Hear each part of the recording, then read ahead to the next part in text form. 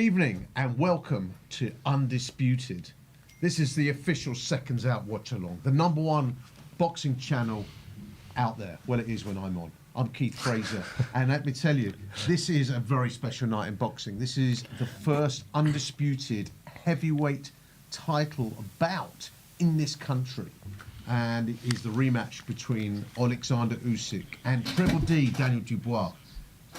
Oleksandr Usyk has beaten pretty much every Brit there is. He's beaten Tyson Fury twice. He's beaten Anthony Joshua twice. He's beaten the man tonight already once.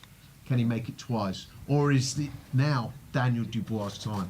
With us today in the studio are two familiar names. On my right here we have boxing and fitness coach, par extraordinaire and former panellist, of course, here. You will recognise him. It is Ali Jamal Ahmed. Ali. How are you, Keith? Good to see you, mate. Looking forward to tonight? Yeah, most certainly. Definitely. Especially in good company. Well, that's very kind of you to say. I'm talking about Mr. Miller. Oh, of course. There you go. And to my left, of course, and we've done this a few times now. Indeed. And it is a pleasure to see him. You'll know who he is. He's the former trainer for Dillian White. We're going to talk about him shortly as well.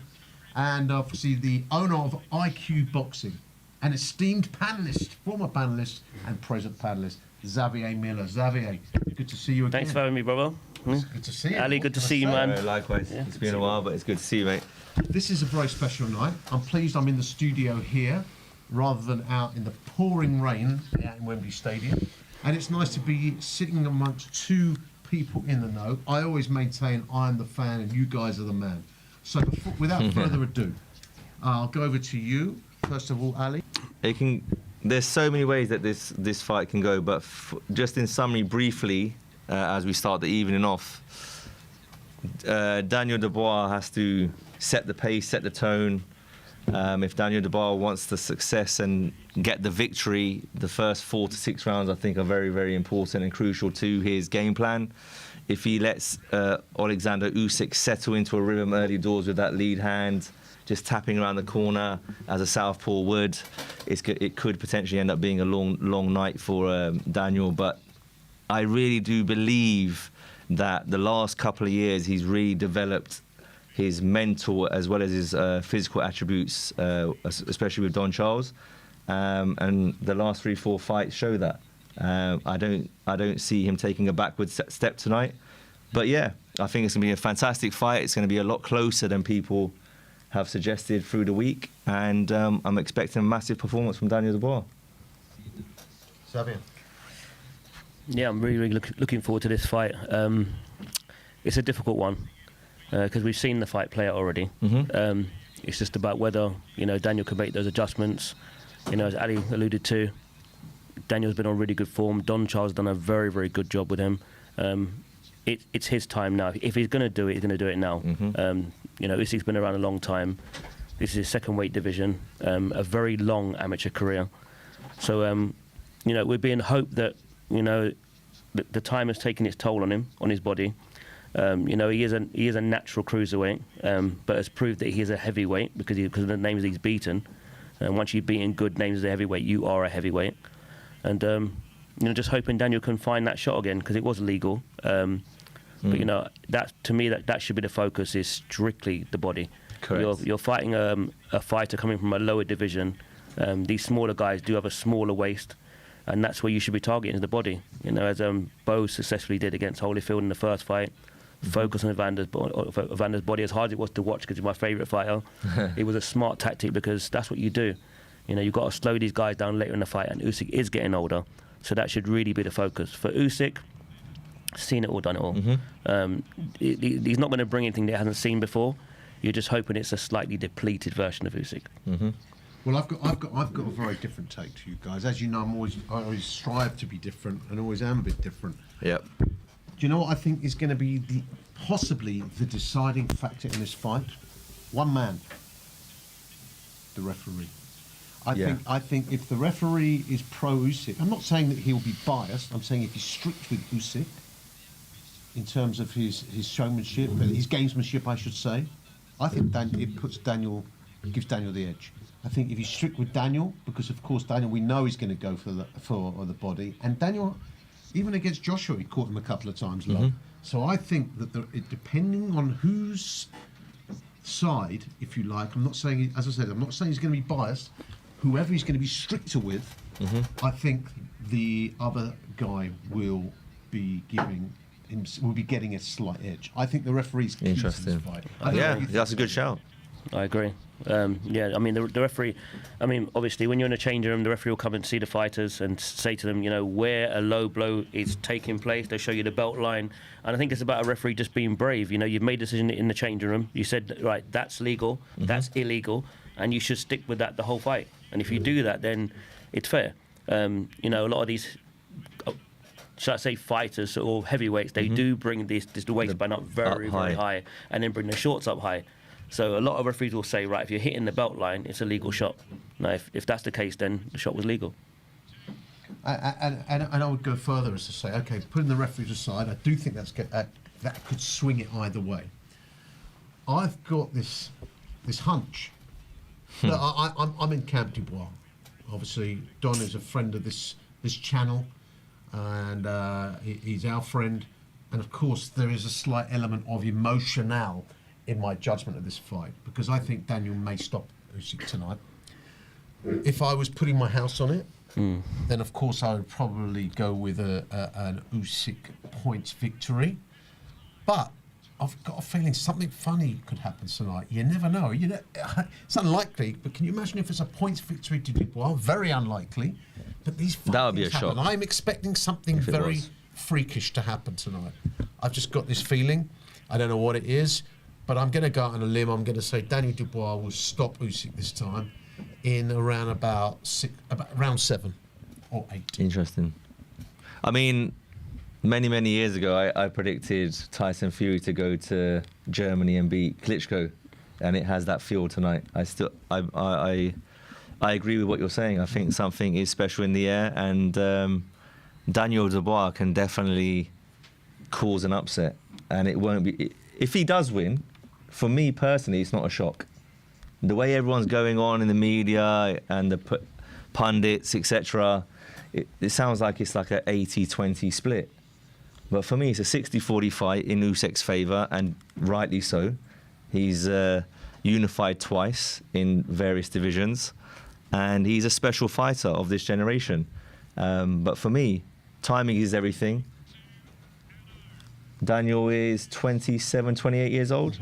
So he's coming into his prime, his peak. Usyk is Usyk. I don't think age will play a factor tonight, but I just really do believe Daniel Dubois has the tools and the ability to do what Derek Chisora done, but be a lot more effective, because, I mean, Xavier, you can back this up if I'm wrong, please forgive me, in terms of Daniel's power compared to Derek's.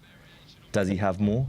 I think the only problem is Can he land it? Derek is a fighter, brawler type. Daniel Dubois is more of a mid-range sort of fighter. They fight completely different. You know, you need Derek sort of tactics to beat like an Usyk. Yeah. It's going to be very difficult trying to play boxing with Usyk. Absolutely. So Derek 100%. had the right idea. Don't make it a boxing match. You know, be unorthodox. You know, make it uncomfortable. Can Daniel do that? That's going to be the question to me. Yeah, because Nothing's got to bully him. I mean, look. Yes. From the first bell. Yeah. But the good From thing, the first bell. thing about Usyk, I think Dubois. Sorry to cut you. Yeah, go on. I think Dubois' footwork's slightly underrated. He can cut him off. He will get his shots off it is a bit tonight. underrated. I really do believe that. He's got the levers. He's got to believe in himself. He's, like everyone keeps saying, the mental attitude of Daniel Dubois for me has changed a lot. Usyk's camp was saying, "Oh, you can't change mentally in 2 years." That's a load of nonsense. The Joshua would give him It's a a load of lot of nonsense. confidence. Because But I did 100%. mention to you, Outstanding before we performance, came yeah. on, Xavier, we discussed it. Of course, we know that Daniel's mentality has changed. But in that first fight, in my opinion, and I don't want to sort of diss Daniel, I don't want to diss Don. Yeah, go on. I think he did.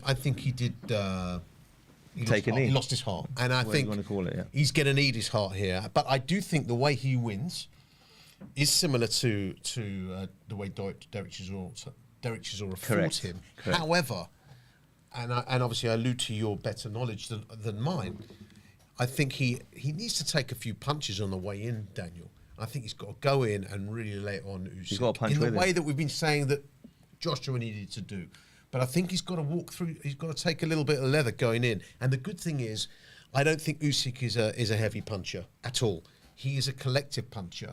He's not. You know, he's not. He's a His scorer. volume. He's not. His volume. He's not a concussive puncher. I think Daniel may need to walk through some punches in order to close them down and to lay it on him. What do you think, is that? Yeah, but at the same time, no one's had Tyson Fury in that sort of distress. Well You know, said. he can hit hard enough. You He know, hits and hard enough to gain respect. He hits hard enough to and he did not give you a wobble. He did knock down Dubois, so he's definitely hitting hard enough to get enough respect. So yeah, I think this fight can go anyway. That's why it's so exciting, to be honest with you. I think anything so. can happen in this fight. Normally rematches are not as, Usually more Exciting. conclusive. Usually more conclusive. but I just got a feeling this has got more edge to it. This rematch is different to other rematches that we've seen. I think purely just down to Daniel Dubois' 1 form, 2 mentality. Look at the way he speaks in press conferences. Look at the way he's handled the week. He's been on a roll. He's fought some good operators along the way. I mean, this is like you both said earlier. This is his chance. This is his time now. If he can't do it tonight against Usyk, then obviously he's back to the drawing board. He can come back. He's young. He's young. But he's got the experience now. He's been in these tough fights. Everyone said when he lost it, was it to Joe Joyce? He quit. Look where he is now. He's a world champion. We're forgetting that, I think, tonight. I think he was right He's to the quit IBF against World Joe Heavyweight Joyce. Champion. Against Joe Joyce, broken eye Broken eyes, socket. I get it. Come on. Kell Brook has happened and so on and so forth. Billy Joe And your Saunders. health and safety, etc. I get it. But what I'm trying to say is that build up from that point The journey. a couple of years ago, 3 years ago, the journey, correct, to where he is now, the kid's flying. And it's going to take something special to beat Oleksandr Usyk. But I really do believe if someone's going to do it out of the UK at the moment and on form, it's Daniel Dubois. Definitely, I agree. I'm just curious to know, you would know a lot more about it than I would, guys. I don't know if it has any effect, but you look at the weather, it's not hot out there today. Well, it's humid, but it's damp. Does that play any effect in your opinion? It helps. I was in York Hall a couple of weeks ago. Unbelievable. It was it's honestly, baking, isn't it? it was Unbearably hot. Yes. tough. Every fight that I saw after 3 rounds, the fighters were breathing heavily. It's just you're just not used to that kind of climate over here. So Of course. yeah, this will honestly help. And Definitely. I think this will help Daniel more. Obviously, the bigger guy, more muscular, possibly may fatigue a little bit quicker. So for him to be in cooler conditions, outdoor facility, it's rained, Definitely better. it's broken the humidity. I'm sounding like a weather reporter here, but that's how it works. Obviously, when you play cricket and things like that and different sports, weather is very important. Overcast conditions, the ball swings more. Here tonight, open air stadium, So you think it cooler works in Daniel's conditions. favour, this weather? Slightly, because he's going to be looking. Well, his aim is going to be, the plan is going to be, right, high pace from round 1. These boxers, amazing athletes, but they're going to get tired at some point during the fight. Yeah. Especially if it goes past 6, 7, 8, 9 championship rounds. Especially the pace that Daniel needs to set here. Exactly. Daniel has to set that pace in the first 4 rounds, especially, just to get Usyk thinking, mentally fatiguing, as well as physically fatiguing. If he can't get him to fatigue mentally and physically in those first 4, it's going to be a long night for Daniel Dubois. Yes, it'll be difficult. Very. And I think you mentioned obviously about Derek Chisora. Look, Daniel Dubois is a better boxer than Derek Chisora all day long. And I think that the fact that Daniel Dubois has got a heavy jab. What does Derek have, really? Derek's just a gutsy sort of fighter. He's not Derek is particularly very gifted smart. as a boxer. We He's know a very that. smart But fighter. Derek's a better inside fighter. Yes, for sure. For He's sure. a better inside fighter. Let's put it another way. If Derek had Dubois' power that everyone talks about, he would have stopped Oleksandr Usyk, in my opinion, back then. The amount he was putting on him, I genuinely believe. That was a very close fight, by the way. Daniel's is a heavier puncher, isn't he? Yeah, It was his so the second heavier. fight as So heavyweight. if he can get close to Oleksandr Usyk and land those shots, let's see what Oleksandr Usyk is made of. Because Daniel's got a totally different mindset. He's not going to hesitate this time around. You could tell hesitating behind the jab. He was a bit cautious. Obviously, in Poland, just started training with Don Charles at that point. So they were just in the early stage of building their relationship. 2 years down the line. And if Usyk's team think that he hasn't improved one iota, they're making a massive mistake. I think they know he's improved. I think Massive even mistake. Usyk has said he's improved. He's got more than a puncher's chance in this fight, in my opinion. Well, But Usyk is still the favourite because he's a genius. we're all looking forward to it. I mean, I'm looking forward to it. But of course, at the moment, you've got Nassim Hamed's son who's coming out. Adam.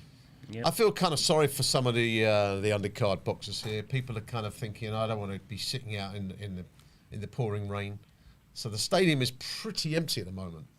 When do you think it will start filling up? Xavier, what's next hour, I the think, who's next hour and a the half. well? Lewis Emerson. I presume there'll be.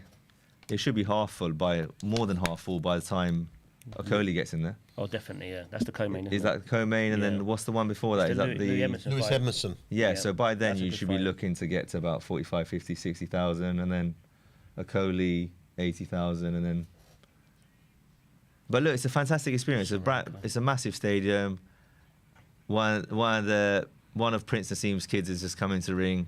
This would have been a dream moment for the lad, in front of whether it's in front of 5,000 people, 80,000 people. It's a massive experience for the lad. Just to be part of it, yeah. Exactly. He's fighting Grigores.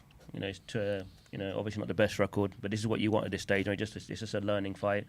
You know, he's got 24 losses, only 3 wins, but he's only been stopped 4 times. So if you can get him out, then that'll be It's a impressive. good look. But the good thing is just to get the rounds in and get the experience. You know, everybody needs a chance to get the experience.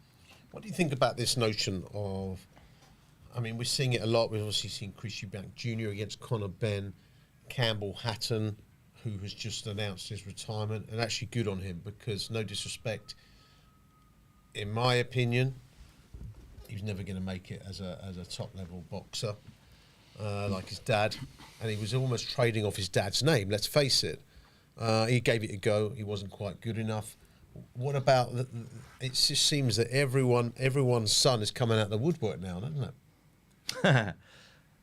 You could say that, yes, but I've seen Adam a few times. I've been lucky enough to be in the same gym when over the years, and I think he's a tidy boxer. I think the Hamid family in general, I think the kids are taking the right route to, like Xavier said earlier, the right fight at the right time and build them slowly. And then when they get to European world level, then you see how good they actually are. Yep, absolutely.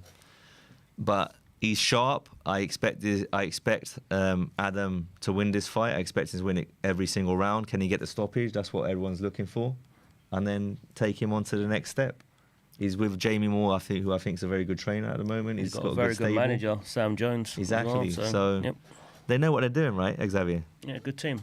A good team. What makes a good manager for you, Xavier?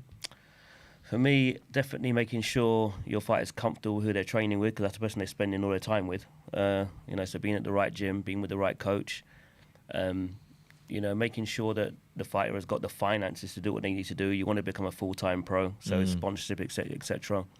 And just picking the right fights at the right time. I mean, what you really want to do is, early in your career, get as many stoppages as possible, because that builds excitement. But at the same time, you do want the rounds. So it's finding that balance. So it's not an easy job, a manager's job, but Sam's been around long enough. He's managed some of the top guys, so he knows exactly what he's doing. Exactly. We're going back and forth at the moment. One of my fighters, so which is a bit of fun at the moment.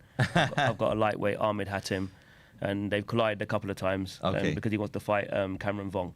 Oh, okay. So but Sam knows what he's doing. I've always had a lot of respect for Sam. We know the game. We know how it goes. And it will happen at the right time. Well, we're just about to start this fight with the son of Nassim Hamed, The Prince. Yep. the Prince. And Grigores. Now he's got the heir to the throne, possibly. Indeed. I mean, his record there, he's got 5 fights, 5 wins, 3 knockouts. It's a decent ratio. Can he do that? He coming out in his southpaw stance. Not a bad start at all, actually. Yeah, not a bad start. Southpaw, like his dad. Looking to take the centre of the ring is Adam. Quick hands. It's a 4-rounder, by the way.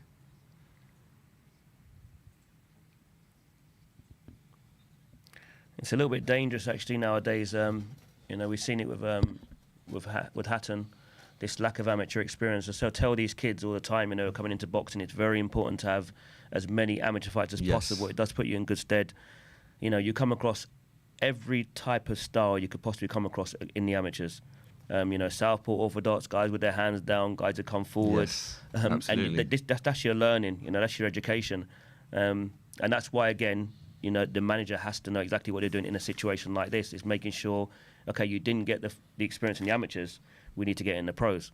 So picking the right fights, learning fights, fighting all kind of styles, traveling, making sure you're going to America and Germany, all these different countries where they've got all the top fighters, and that's where you're going to, bridge that gap if you had a lack of amateur experience.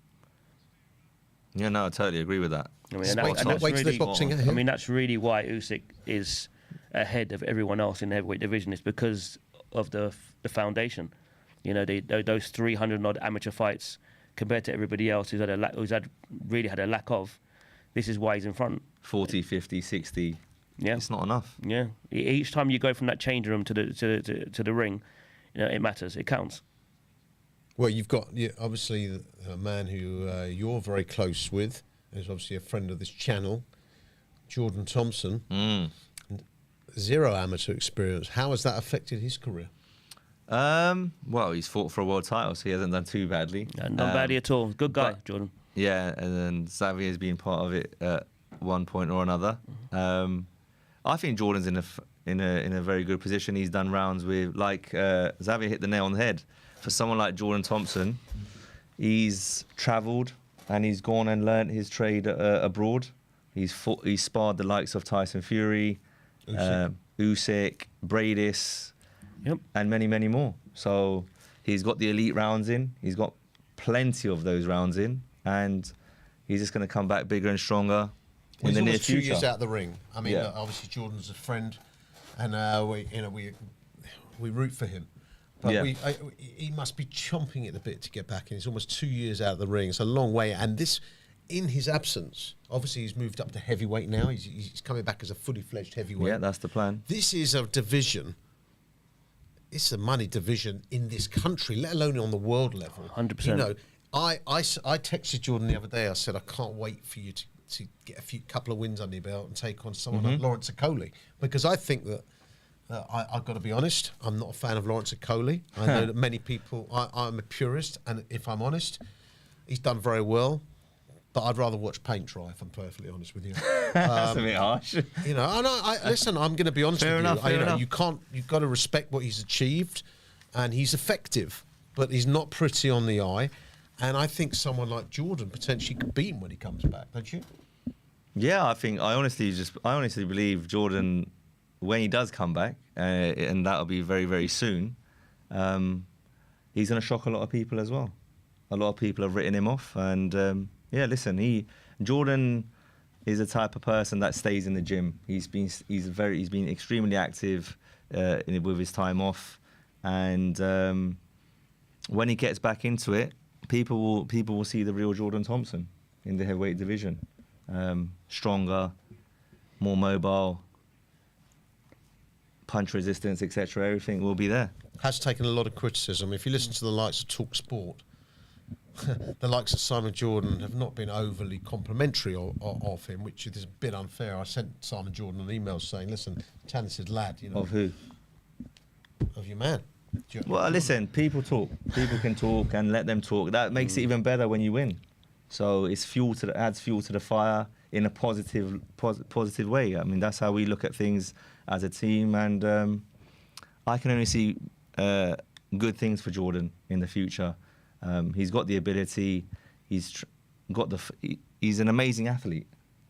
Yeah, he has an amazing athlete. And unfortunately, he couldn't show that in his last fight. I think, in my opinion, with Jordan, I've got no problem with somebody taking a gamble and seeing where they are. You know, Exactly, he well took said. that fight and he knows where he is. You know, it's better to know where you are and you can build from there. And Indeed. and when you get an opportunity like that, you might never get another one. So full praise to him for doing it. You know, especially someone coming from having like no amateur background to getting one of the best guys out there. Indeed. You know, so yeah, he can come back. You know, there's nothing wrong with taking a chance and seeing where you are.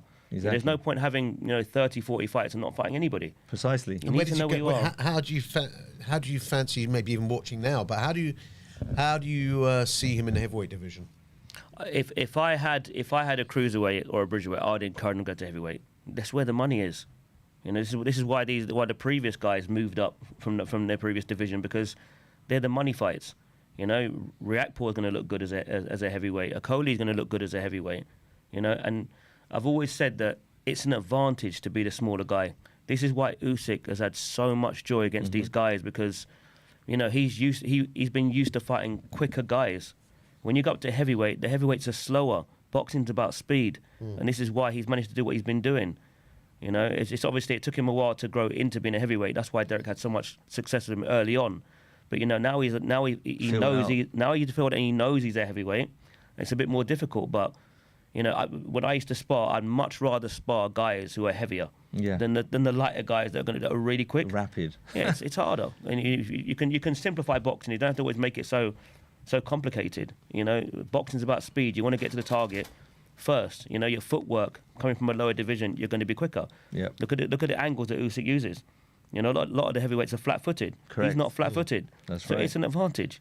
100%. You know, you just got to use it in the right way. Obviously, the flip side to that is that, you know, you're in there with bigger guys, and if they do catch you clean, then there's a chance you'll go.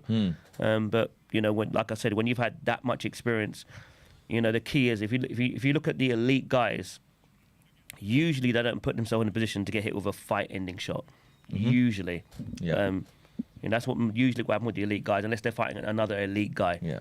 So I mean, and that's another thing about Jordan, right? He's 6'7", so just imagine how big he can get into his. And he's fill out taller than into most his frame. of the heavyweights that are around now. Isn't Exactly. He? Really, all around the same sort of Exactly. height. Although on the card here tonight is Daniel Lapin, 6'6", light heavyweight. Yeah, that's right. The Ukrainian. 6'6". Exactly. So how he keeps how to he that gets weight? down I don't because of know. his age. It's because of his age. He's a young man. He can get down and then replenish very quickly. Hence why he is in that division, and that's why these big cruiserweights, your Coleys, Jordan, Riakporhe, etc. That's why they took the chance in that cruiserweight division to start with. Yeah. And that's it. Again, going back to Jordan's experiences, he's had 16 fights. Is it 17 fights? Yeah. 16, I think. Yeah, so you're looking at 15 wins, 12 knockouts. He's gained a little bit of experience. He's gained a lot of experience in his last fight. As Xavier said, he kind of knows where he's at. And he's, God willing, once he moves up to heavyweight in the near future, you'll see the best of him, Yeah, in good my kid opinion. and explosive as well. You know, I was in the corner when he got that knockout. I think it might have been his with 10th us. fight, We maybe. were both together, yeah. You tried the uppercut. When he landed, I think Overhand right I think it was a right hand, yeah. at the O2. Yeah. And another thing I'd say about Jordan, that was, I mean, I got a phone call from Don asking me to do the corner. So it was the first time I actually worked with Jordan. He did every single thing I asked him to do from that corner. Correct. Everything, all the instructions I gave him from the corner during that round, he followed it to the T. That's a sign of somebody who wants to learn. That's a good student. So to me, he can go a long way as long as he's moved in the right way. You know, not rushed, because obviously we've seen where he's got to and where he's been. Yeah. He's got to work his way back up there, and I think he can get. I think all the cruiserweights to me are dangerous against these heavyweights. They're dangerous. You can And imagine time these is of the cruiserweights. essence. What's he, 31 now? Yeah. And you can imagine these Just turned cruiserweights coming up 32. against like the likes of Joe Joyce. I mean, And he's really slow exactly. in comparison. So, again, Jordan sparred Joyce, done rounds with Joyce as well. So, he's done rounds with Moses. Moses Talma, isn't it? Yeah. So, listen, it's all blessed. It's all about working hard, and just wait for the call. And that's what we are. Talking of Moses, he's taking on your former guy in a few weeks' time. Dillian White. Yep. How do you see that going? Yeah, I mean, my opinion on these sort of fights is I would prefer fighters to fight the guys in and around their era. You know, the guys that you come up with.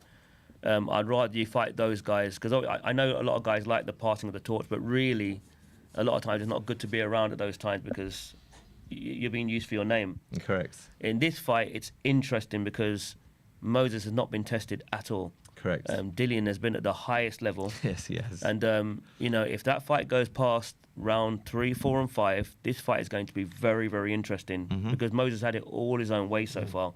And this will be a massive test for him. So I look at this one more as a good crossroads fight, in my opinion. I think it's going to be a good fight anyway because Dillian always puts up a good fight. You know, Moses looks to Have you spoken to him about this fight? I spoke to him a couple of weeks ago, yeah. And what is he? I mean, look, Yeah, he's very confident taken about the the fight. fight. Yeah. He hasn't taken it for a payday, I presume. I presume No. he's taken it thinking, I can do some damage to this guy. I can blow the balloon, so to speak. Yeah, I mean, Dillian always wants to be busy.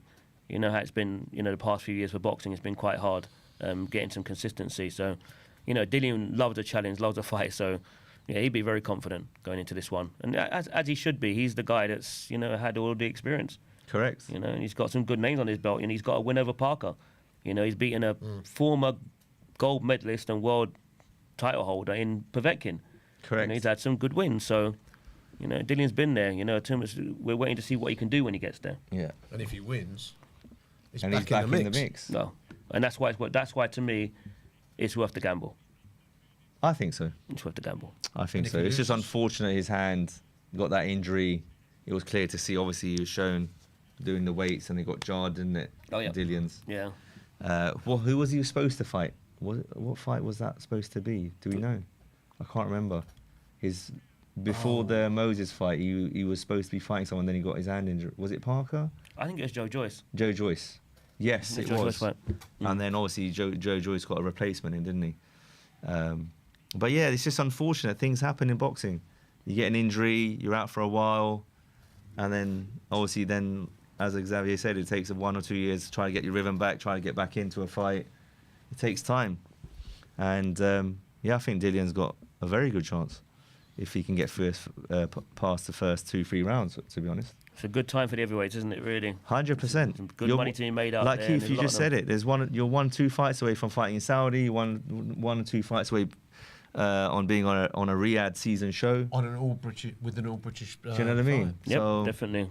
there's lots going on. Lots going on in the heavyweight division. There's another division, of course, which I think is big in this country. It's getting bigger, and that's the light heavyweight division. Ooh. And now, obviously, everybody has been sort of going cock-a-hoop about Ben Whittaker. But there's obviously Lewis Edmondson, who's on the bill tonight against the 6'6" Daniel Lapin. I'm looking forward to this fight particularly. Yeah, a definitely. 6'6" southpaw. Yeah, he's Usyk's charge. Wow, He is. that's going to be interesting. And of course, there was a man who I know quite well, who I think is going places, who was supposed to be, I believe, meant to be boxing Lewis Emerson on this bill tonight. I don't know why it didn't happen. And that's Ezra Taylor. Oh yes, you said. In that fact, I the sent past, the yeah. link to him, linked him to call us in. Whether he will, I don't know. But Ezra fancied taking on Lewis Edmondson. From what I hear, Lewis Edmondson was the one who didn't fancy it. I don't know if that is true or not. You hear all sorts of rumours. And then you've got, of course, Lewis Edmondson had a tremendous victory against Dan Aziz. But you've still got Joshua Barazzi, you've got Callum Smith, you've got Anthony Yard, you've Dan got... Aziz is still out there, isn't it? So Sorry? You've got Dan Aziz. There's a lot of them, isn't there? There's a lot of light heavyweights. Yeah. So this is also quite a big British division, which is pretty strong. What do you know about this bout tonight? Lewis Edmondson and Daniel Lapin. I don't know. All I know is Daniel Lapin he's got a frame. He's decent, and he's a southpaw and a big. He's gonna be tricky. Well, isn't he? Lapin is he's been on a lot of Usyk's cards over the past year and a half, if I'm not mistaken, and they rate him extremely highly in the Ukraine. So He's got an extensive amateur career as well. Indeed. Again, you know, so there's high hopes for him. But you know, I've been hearing about Louis Edmondson for a long time. One of my guys sparred him a few years ago. You know, he really is supposed to be that guy. He's trained down at Jab for a while with Josh Burnham, which is down the road from my gym. Yeah, he looks really talented. So, but I'm still waiting for him to put in a performance. You know, I didn't think he looked that good against Dan Aziz. It's a bit flat to me. It's a good victory, though. So what I've seen in the gym and what I've seen on fight night, it's not really matching up quite yet. But honestly, boxing's like a light switch. And one day you just get in the ring and just everything just comes together. Clicks. So maybe that might happen tonight. And what about Ezra? Don't really know that much about Ezra. Not much about Ezra at all. I mean, Ezra's Well, he's 11, 12 and 0. Yeah, I mean, he's starting to build a reputation on the circuit, isn't he? As a talented He's got young man. he's got a growing reputation, Ezra. So He's I think he's being traded by Fernandez. Do you have a long Andrew amateur Fernandez? career? Had an amateur career, but Fernandez, but obviously, I know that Queensbury think of him pretty highly. I know Anthony Yard thinks of him quite highly, and he's very confident that he's going to go all the way. So he's another one. I mean, he fancies. I know that Frank Warren was very keen to match him up already with Ben Whittaker. right. Well, if that's the case, then obviously, as we said earlier, he's built his reputation, and if he's getting courted to be in the same ring as Ben Whittaker right straight away as a what in the next few fights? Is that what you're saying?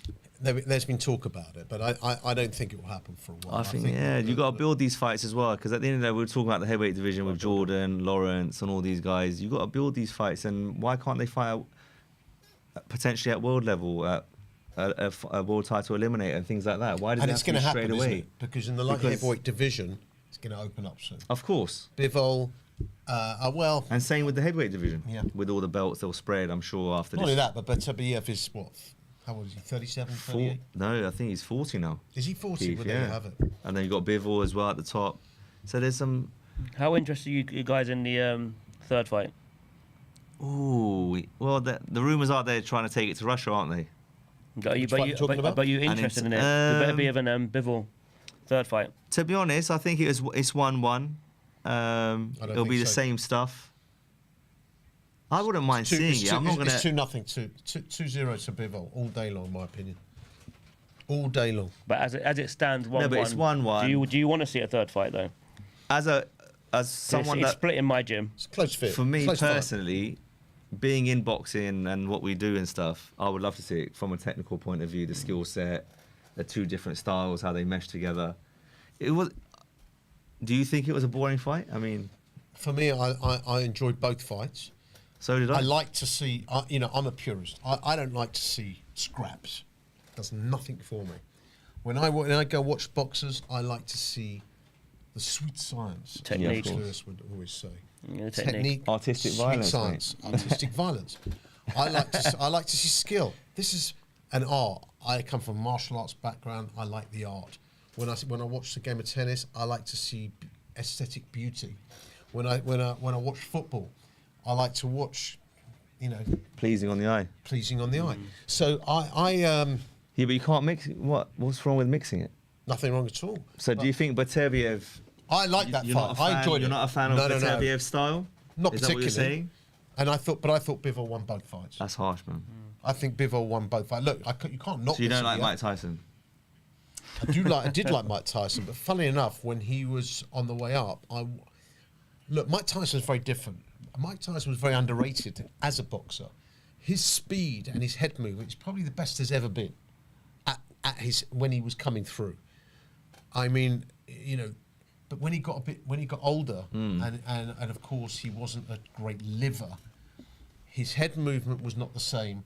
He was a short heavyweight. He was short for a 5'10". heavyweight. So the fact that when he was at his best, his head movement, these guys trying to punch down, you couldn't. It was hard. So no, Tyson was underrated as a boxer, but I was a Lennox Lewis fan. Fine, yeah, same. But I like to see the sweet sides. Well, I think Bivol is a beautiful technician. I think the only problem with these two fights is no one really created any serious separation today.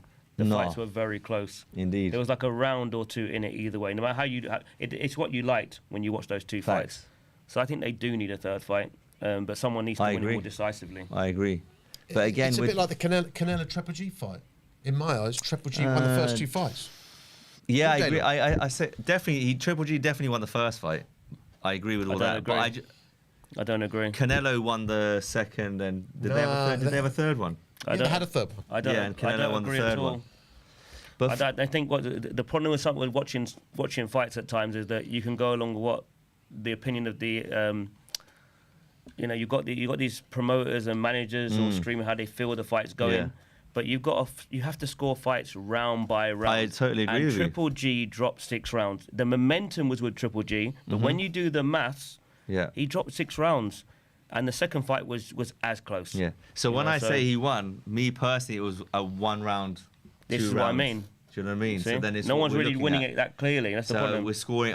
When Triple G's throwing the shots, are we scoring the defensive work of Canelo taking on the gloves, and so on and so forth? So we can get deep like that for sure. And Canelo was landing some Big shots, clean shots, in for that sure, fight. especially in this mid to Triple late G's rounds. jab was underrated. Yeah. You know, he was really giving Canelo a lot of problems. So 100%. really good, 2 great fights. Again, you see, it's just like the fight we're talking about now, the Biev and Bivol. Correct. Technically, Lovely beautiful to technical watch. Yeah. I thought and both both of fights them, were though, great. Keith, I enjoyed them both. because Batevia is more of a fighter.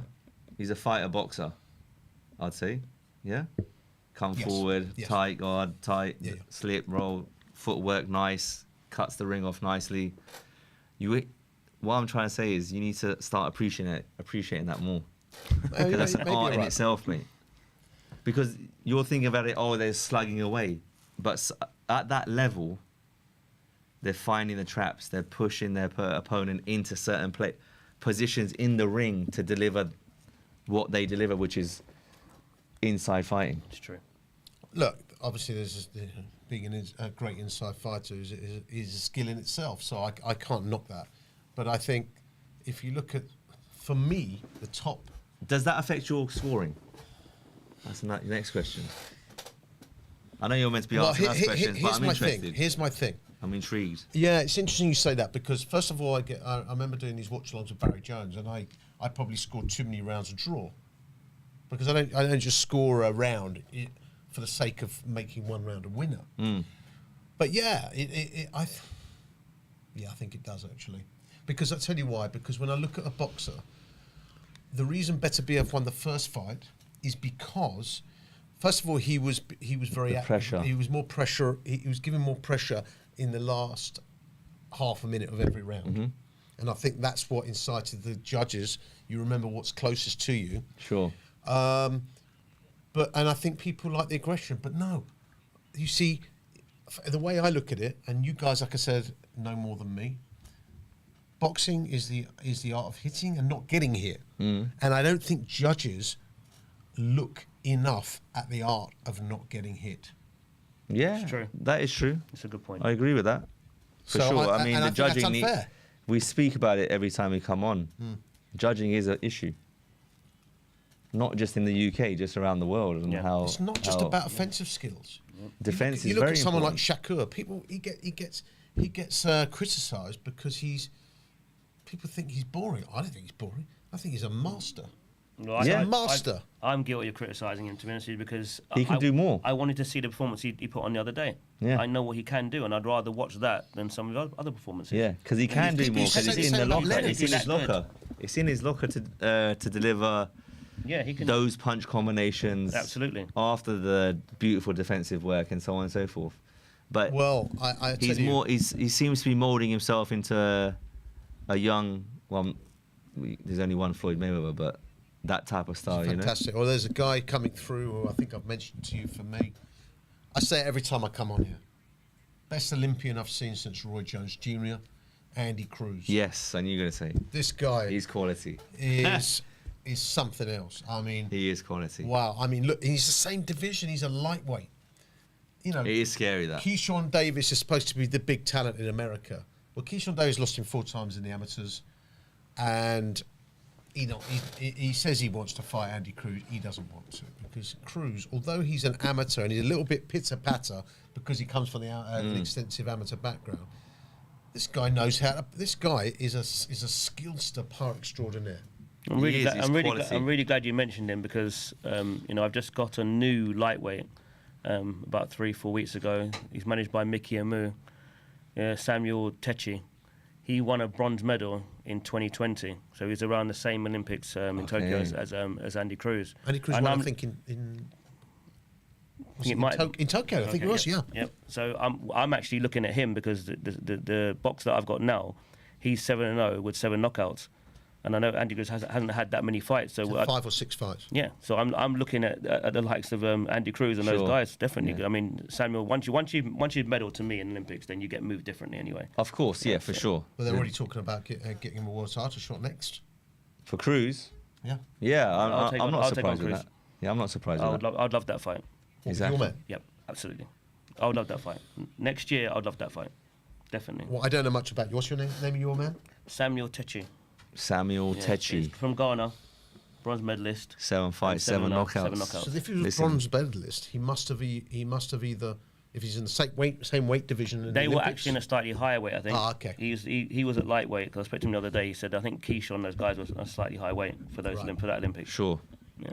So well, that's interesting. Bronze and medalist. It's laden. I mean, you've got Gervonta Davis still hovering around. Interesting. What about the fight coming up with Terence Crawford? How do you see that one going, guys? Oh, that's that. Ali, you go first. No, he's going to burn me. He's going to burn me. Yeah. For me, I'm going Terence Crawford. Skill set. So? How are you?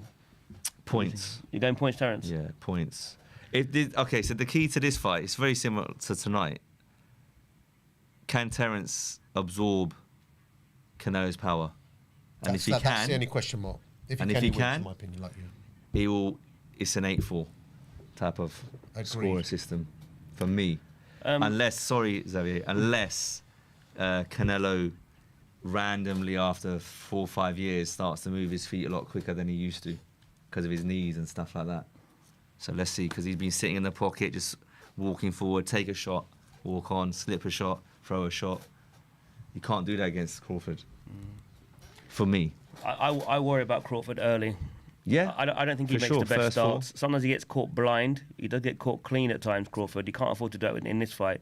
But I think as long as he gets past the first 2 or 3 rounds and he starts to find his range of timing like he does with everybody else, and once he gets going, I see him pulling away and beating Canelo quite comfortably, to be honest with you. Yeah. I think the switching is going to give Canelo a lot of trouble. He doesn't really like those kind of style of boxers. He likes guys that just want to stand in front of him and have a fight. Yeah, and, especially in the latter part of his career. And Crawford will be too clever for that. So I can actually see Crawford hurting him as well. Yeah, I could see him hurting him in this fight. Walking I onto can a see him few hurting shots. each other, but I can definitely. Canelo is traditionally a welterweight. No, but he's filled out. So you're right in what you're saying, but he's grown into that weight, and he has been at that weight for a good while. I mean, he's gone up to, was it cruiserweight? It's amazing being that height that he's at, and he's able to fight guys that big. I think it's there was rumours about him unusual. fighting at cruiserweight, but he fought at light heavy, didn't he? Obviously with Bivol. So again, skilled operator Bivol. I can name you a few guys who, in my opinion, when I was watching, we did the watch along here on one of them. He was losing the fight. In my opinion, Billy Joe Saunders was winning against him. There's no question, in my opinion, that Caleb Plant was ahead on points. Amir Khan was. Amir Khan only went, 5 rounds? No, but Caleb Plant went 11. No, but what I'm saying is that's a pattern of how Canelo fights over the last 5 years. And you are correct. He's not worried about the scorecards. He's looking for a stoppage. He's looking to get that knockout punch. You can't do that against Terence Crawford. They're both notoriously slow starters as well. Exactly. Assuming Crawford can take the power. Correct. And does Terence have enough pop to keep Canelo at bay long enough for him then to move around the ring as he wants to? If Mayweather did, Terence has. There you go then. But here's the question. I'm glad you said that. You mentioned earlier how you find that heavyweights don't always like to fight those lighter guys coming up because they're quick. Would that be not as true at the lower weights because of the weight difference? Definitely going to play a part here. Terence will be a lot quicker, and the punches are going to be coming from different angles. When he starts switching, I mean, he doesn't just switch for the sake of it. He kind of switches and stays there for a long period. Yeah. He kind of starts in a particular stance, then he'll switch and he'll stay there when he gets comfortable. It's almost like he's using that stance to find his range, and then once he's done that, he switches and he stays there. Yeah. He's a difficult guy to figure out after like 3-4 rounds. Once he's settled, he's really, really good. Because Kell Brook made a very, very good start against Terence in the first couple of rounds. He did. Calbert was past his best again when he fought. Yeah, he's one of the best we've ever had at this country, Kell Brook. Kell To me, technically, one of the Skill best. set wise, Yeah. he's amazing. Unfortunately, you know what ruined Kell Brook's career? Triple G fight. He should never have taken that fight. That fight was he was badly advised Sorry to to take cut that you. fight. Lennox because Lewis is looking well. He does, yeah. what he should have done, Kell Brook, if he was struggling in any way with the weight, which we know that he did fight at welterweight again, but he came from middleweight back down to fight Errol Spence. He would have beaten Errol Spence if he would. I would have slightly favoured Kell to beat Spence. You know, if he hadn't had that Triple G fight, I thought that was a 50-50 I think that fight. took a lot out of him. And let's be honest, it was 5 weeks' notice, wasn't it, for the Spence? Triple G It's fight? the same wasn't thing it? that ruined Roy. Yeah. You know, So this is taking the up thing. all that muscle mass. Do you want again? This is the problem. When it's only 5 weeks' notice, Xavier knows this. 5 weeks' notice. It's a replacement. It wasn't. Yeah. Kell wasn't supposed to be fighting. And it Triple depends G. what you've been doing. If you've been in the gym constantly and you get 5 weeks' notice, It's different. amazing. Let Perfect. me But ask- someone like not- Kell, coming back to my he question. likes to have his food and stuff like that, and and who doesn't? But 5 weeks is not enough. But it's difficult when boxing as a sport is very different to any other in the sense of if you are not fighting, you're not getting paid. And then these things then play on these athletes' minds. So then that's why they take fights on 5-6 weeks' notice. It's a calculated Arthur risk. McCauley. Yeah, that was just terrible. That's just That crazy. was crazy. The numbers must have been quite healthy for him to I'm do sure that. they would. Yeah. But what disappointed me with Martin Bakoli, talking about another heavyweight, well, we haven't even spoken about him. He's got potential to do something. But what weight was he in his But last you're allowing fight? yourself to get in that 300 condition. pounds, 312 pounds. Yeah. What is that? Yeah. And then in his last fight in America, what kind of performance was that? And we started the show talking about the importance of Staying in the making gym right decisions and as a manager. decisions. Yeah. You see, you've got it's a difficult choice, isn't it, to make? Like, take the money or gamble and say no. We need more time to train, and you might not get that money again. Exactly. It's not an easy job. A It's manager's job's not easy. Especially when you're not getting a monthly salary. I mean, he got well paid, but now obviously whoever manages him is obviously going to get the abuse. Yeah. They're going to say, well, why did you put him in there? It's not an easy Exactly. job. But what I want to ask is, obviously, we talked about the lighter guy being the faster guy, Mm-hmm. but at the lower weights, you've got to be careful because their punch resistance is not like a cruiserweight going up to heavyweight. Definitely. But That's a remember, good shout. Shane That's a Mosley good jumped shout. up 2 weights to beat De La Hoya. He did. And he couldn't, again, it was the speed of Who's Mosley. that? But Sugar Shane Mosley, Mosley, yeah. the speed was giving De La Hoya a lot of problems. I mean, that was a great fight, that first fight. One of my favourite fights. I rewatch that fight all the Amazing. time. Because technically, again, you like technical fights. That fight, start to finish, Go and give amazing. that a watch, mate. You need to watch that one. will. I will. Yeah. Shane Mosley with De La Hoya won. Is that your favourite ever fight? One of my favourites is Barrera v Morales won. Oh wow, that was a special fight. And Holyfield Amazing. beat Bo won. That was a good Yes, Yeah. Barrera v Lennox has been Barrera in v a few Kennedy McKinney classics. was great. Mr. Lennox. Well, Seen a few talking about classics. these safety fights, as people used to criticise Lennox for his safety. I don't criticise him. The guy was sharp. He was very clever. He knew what he was Calculated. I mean, apart from the Mike Tyson, not meeting Mike Tyson earlier, I mean, he fought everyone, right? Apart from Bo. Apart from Bo, I think he would have beaten I Bo. got Bo beating him. Sorry. Yeah, really? Bo- I think Bo would have beaten. Wow. Bo can do a lot more than Lennox. Bo, Wow. that's an Eddie Futch that's a Interesting. golden child. He can fight inside, outside. Riddick Bowe could do everything. He was special. He was very, very special. Wasn't as disciplined as Lennox, but in terms of technique, right, you can't. It'd be very, very hard to beat Do you someone think? like that. It would have been- Do you it would have think been Riddick classic. Bowe? Do you He's just think? technically so sound. Do you think Riddick Bowe achieved what he should have, or do you think he underachieved? Underachieved. Yeah, After he won I the think title, so. he really didn't have the discipline. To be honest Yes. with you, he didn't have the discipline. I'm not He comparing should the have two, been but around it's a for a bit like long Andy time. Ruiz. He won the world titles and then he just finished. Yeah. You know? That's why you have to respect Lennox because he always had the discipline. Like Floyd always had the discipline. There you go. Doesn't necessarily mean they were the best guys. It's just that because to me, Do you Riddick Bowe think was Riddick would technically have beaten better. Lennox? 100%. Wow. 100%. Especially if Lennox had decided to adopt the wrong tactics. He couldn't have fought Riddick Bowe like he fought Ray Mercer. That was not going to work. Of course. Yeah, It for wasn't sure. going to work. He would have had to keep it safe on the outside. And again, we had another guy, Ikabeabuchi. That's another one. I was about to mention. He's another one that would have beaten Lennox. But Lennox's manager knew that. They asked him about the fight, and he said, "There's no way I'm going to put him in with that guy." But again, he was one of the last guys we had that was like he was like a bigger version of Vander, where he could fight inside and outside. He was technically A lot of people sound. thought he was the next. danger That's man. interesting. He was the next. He was the next one. But again, bad decisions outside of boxing. We went Yeah. into Ruined his prison, career. didn't he? Into prison. Yeah, ruined his career. But listen, you can't. I mean, taking those two out of the picture, you don't know. Lennox may well have beaten them. Yeah, absolutely. I mean, when he Very fought capable of Michael doing it. Grant, people were raving about Michael Grant. Demolished him within 2 rounds. He reminded me of who's the guy that who we were talking about just now that's out of shape. The one. Bacoli. Martin Bacoli. And he beat on a Saudi card. What was it? The young kid that he beat. Gerard Anderson. Right. He reminds me of Michael Grant.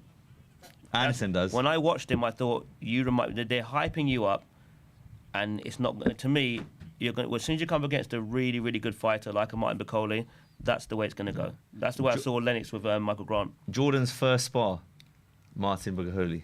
Was it really? Yeah. First ever spar. And what did he say about him? He hit hard. He hit hard. That's what I've heard. But it's one of them ones. Obviously, this was over 10 years ago, right? 10, 12 years ago. This happened. And that's And why it's one of Usyk those- is such a professional, because listen, Billy Joe Saunders, tremendously talented, but he wasn't a good liver, and that's why he probably didn't achieve what he could have achieved. He achieved the WBA world title at middleweight and super middleweight, but he had tremendous ability. 100%. Ricky Hatton, same thing. Don't Not put him good in the same livers. category. No, but good in terms of not a good liver. Oh, okay. I think the Yeah. show Not has living the life, being professional. officially started now. Already, we've got Yeah, so we've got Dakers walking into the ring now. Adam Hamid. Hamed. Adam Hamid won his fight, unanimous decision. There was nothing really to talk Over about in that 4 fight, was there really? He's boxed on the mid-range outside, used his jab well. The other guy was game, took him 4 rounds, 6 wins, 3 knockouts, moves on. I mean, he Threw a couple of good body fights shots. a little bit like his dad, actually, doesn't he? Not sure about that. You think so? A little bit. There's only one Naz. There's There's only Naz. ever going to be one. Yeah, I two. get what you mean. With I wasn't a fan, by he the was way. the one hand down. Of who? Of Naz. Oh, Keith. Really? Keith is. No, When he travelled, no, when he knocked out Kevin Kelly, you think that was look, one of the well, best listen, fights I've seen, best 4 That rounders. was a great fight. It was a Stars great make but fights. Hear me out. I tell you what it was. I just didn't like his attitude, to be honest. Didn't like the way he treated certain people, like Colin Hart. He was very rude too. And I just No, didn't, okay, yeah, but that's different. We need to. You got to separate that from what he He was actually done talented. in the ring. He was talented. No question. what he was like as a person outside the ring. I've met him a few times. Nice. He was as polite Talented. and respectful as. He was. can there's be. No question, he's very And talented. don't forget, a lot of these boxers are told to behave like that. Of course, because it's tails tickets, Yep. bums on seats. A lot of That's them are what you told to need. behave that way. They're not really like that. That's an alter ego they've got to create. For sure. Yeah. Lots of them do it. Unfortunately, some of them have to do it. Especially if you're not a natural ticket seller, then you have to do something to get the crowd involved or be on your side or make the crowd dislike you so they come and watch you because they want to see you get knocked out type of thing. Yeah. If you don't become a fan favourite, so to speak. And all these things become a lot harder. Actually ties into what we're saying about getting their experience in the Olympics and so on. Taking the Dillian White route, taking the Anthony Joshua, well, Joshua went to the Olympics, etc., the Jordan route and whoever else. That's the harder route to get to the top in boxing, in my opinion. If you're an Olympian, you've medalled, or you've got to a quarter-final, you get treated slightly differently. Well, we've got probably the first big-ish fight. I think, yeah, the show starts now for me. The show does start now, for sure. How much Give us you a know bit of an about insight, Sorenko? then, Zaf. Yeah, I know we've got Dakers, obviously. His only loss was against Adelaide, wasn't it?